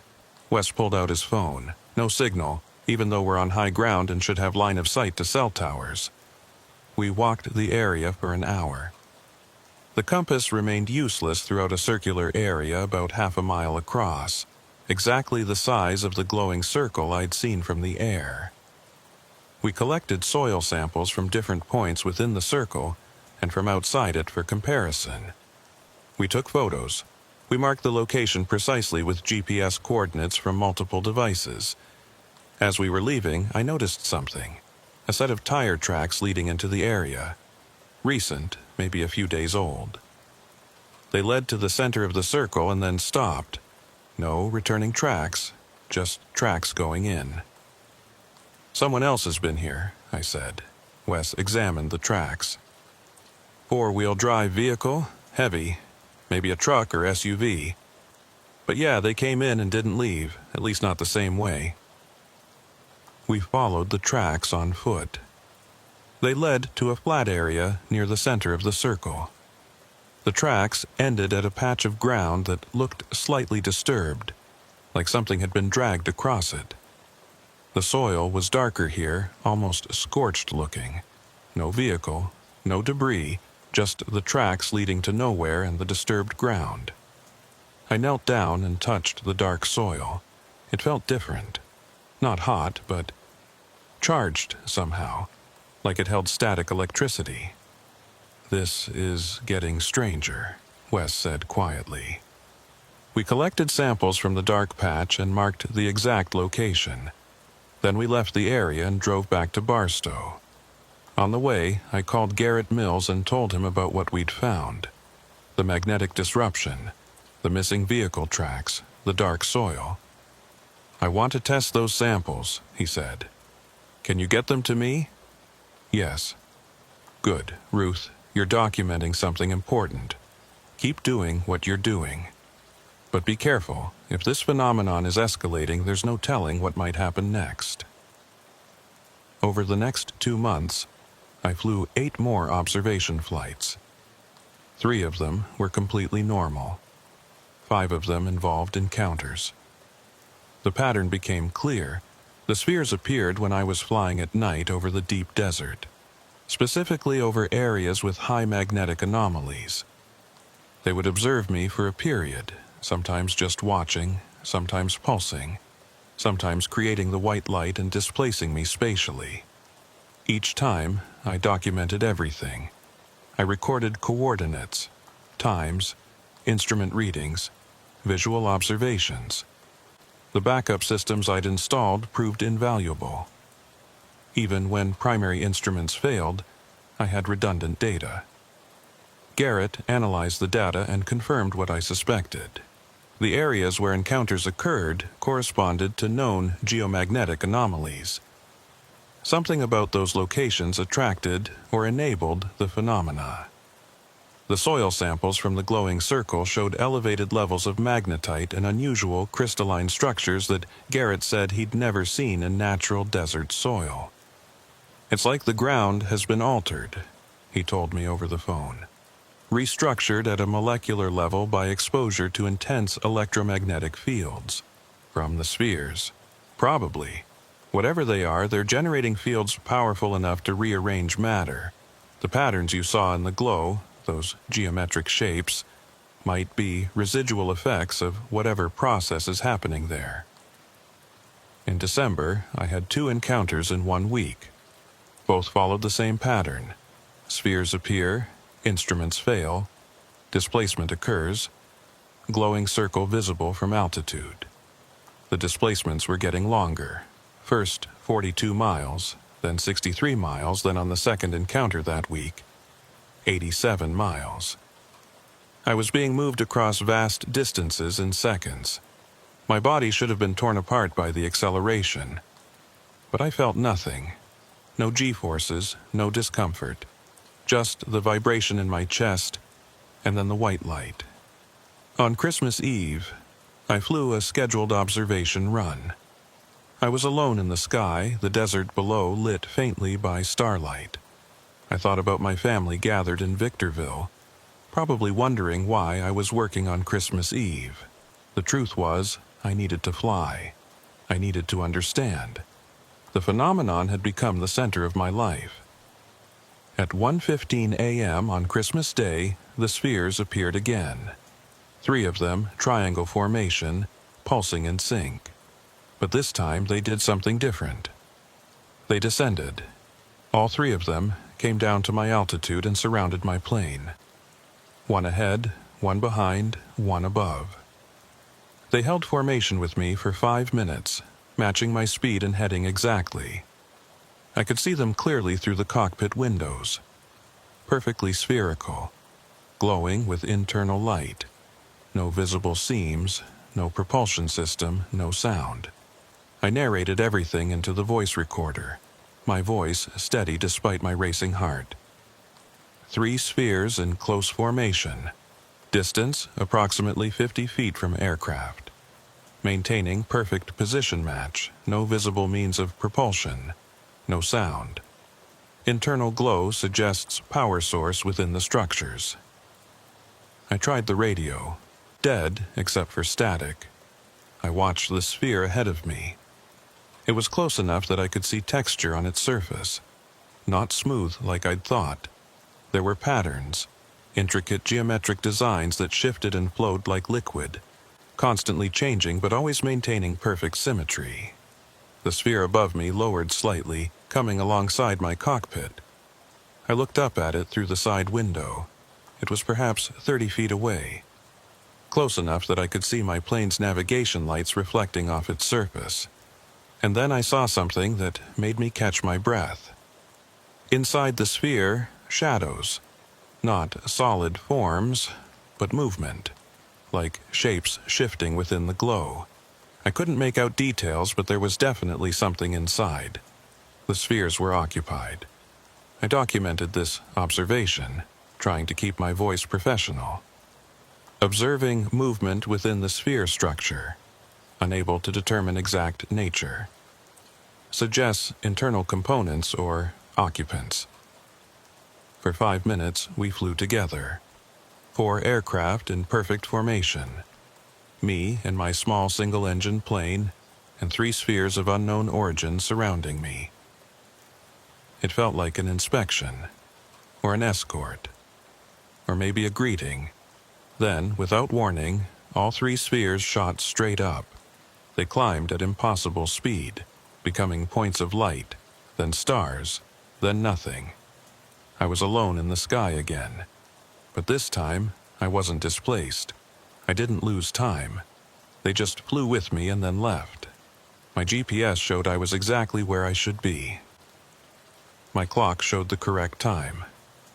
Everything was normal, except for what had just happened. I completed the flight and landed at 2:47 a.m. Wes was waiting as always. "They flew with you," he said, showing me the camera footage. I've never seen anything like it. The footage showed the spheres descending, taking formation around my plane, maintaining position for 5 minutes, then departing. It was beautiful and terrifying in equal measure. "What do you think they wanted?" I asked. "I don't know, but they had 5 minutes to do whatever they wanted, and they chose to just fly with you. That suggests they're not hostile. Maybe they're curious. Maybe they're studying us the same way we're trying to study them." In January, I had my final encounter. At least, what I hope is my final encounter. I was flying the same route, same conditions. The spheres appeared as expected. But this time, when the white light came, I didn't experience displacement. Instead, I experienced something else. Time slowed down. I could see it happening. The GPS clock ticked slower and slower, 1 second taking 2 seconds, then 3, then 5. The stars outside seemed to crawl across the sky instead of wheeling in their normal arc. I looked at my hands on the yoke. I could see them moving in slow motion, like I was underwater. But my thoughts were normal speed. I could think, observe, process. I just couldn't move at normal speed. The white light intensified, and then I saw something I'll never forget. Through the white light, I saw my plane. From the outside. I was looking at myself, sitting in the cockpit, hands on the yoke, surrounded by white light. But I was also still inside the cockpit, experiencing it from the pilot's seat. 2 perspectives simultaneously, inside and outside. Observer and observed. The experience lasted maybe 10 seconds, though the GPS log would later show it had been 43 seconds of external time. Then it snapped back. I was inside the cockpit only. The white light faded, Time resumed normal speed. The spheres were gone. I checked my position. I hadn't been displaced. I checked my clock. The time matched the terminal clock when I landed. But something had changed. I couldn't quite articulate what it was. It was like I'd been shown something. A glimpse of how the spheres perceived reality. Multiple perspectives, flexible time, non-linear experience. When I landed and reviewed the footage, I saw something extraordinary. During those 43 seconds when I'd experienced time slowing down, the camera had captured 2 images. One was normal. Me in the cockpit, illuminated by white light. The other was impossible. Me in the cockpit, but the image was transparent, like a ghost. And behind the transparent image, I could see the stars through the plane, as if the aircraft had become semi-permeable to light. For 43 seconds, my plane had existed in 2 states simultaneously, solid and transparent, present and not quite present. "This is beyond anything I've seen," Garrett said when I showed him the footage. "You're experiencing quantum states, superposition, being in 2 places or 2 states at once. That's supposed to be impossible at the macro scale, but here it is. It's been 6 months since my first encounter. I'm still flying, I'm still documenting, and I'm still trying to understand. I've connected with other pilots who've had similar experiences. There are more of us than you'd think. We share information quietly, through private channels, building a database of encounters that will never see official recognition. Marcus Delgado has become a close friend. We compare notes after every flight. He's had 3 more encounters since we first met. Same pattern: spheres, displacement, time anomalies. Wes continues to monitor the airport cameras. He's captured dozens of anomalies now: lights in the sky, strange distortions on the runway, objects that appear and disappear without explanation. He's building an archive, storing it on multiple drives in multiple locations. Garrett has assembled a team of researchers who are studying the data we've collected. They're building a picture of something that operates outside our normal understanding of physics. Something that can manipulate time, space, and matter. Something that can make objects exist in multiple states simultaneously. We've identified 12 locations in the Mojave Desert where the glowing circles appear. All of them correspond to areas of magnetic anomaly. All of them are accessible only by rough terrain.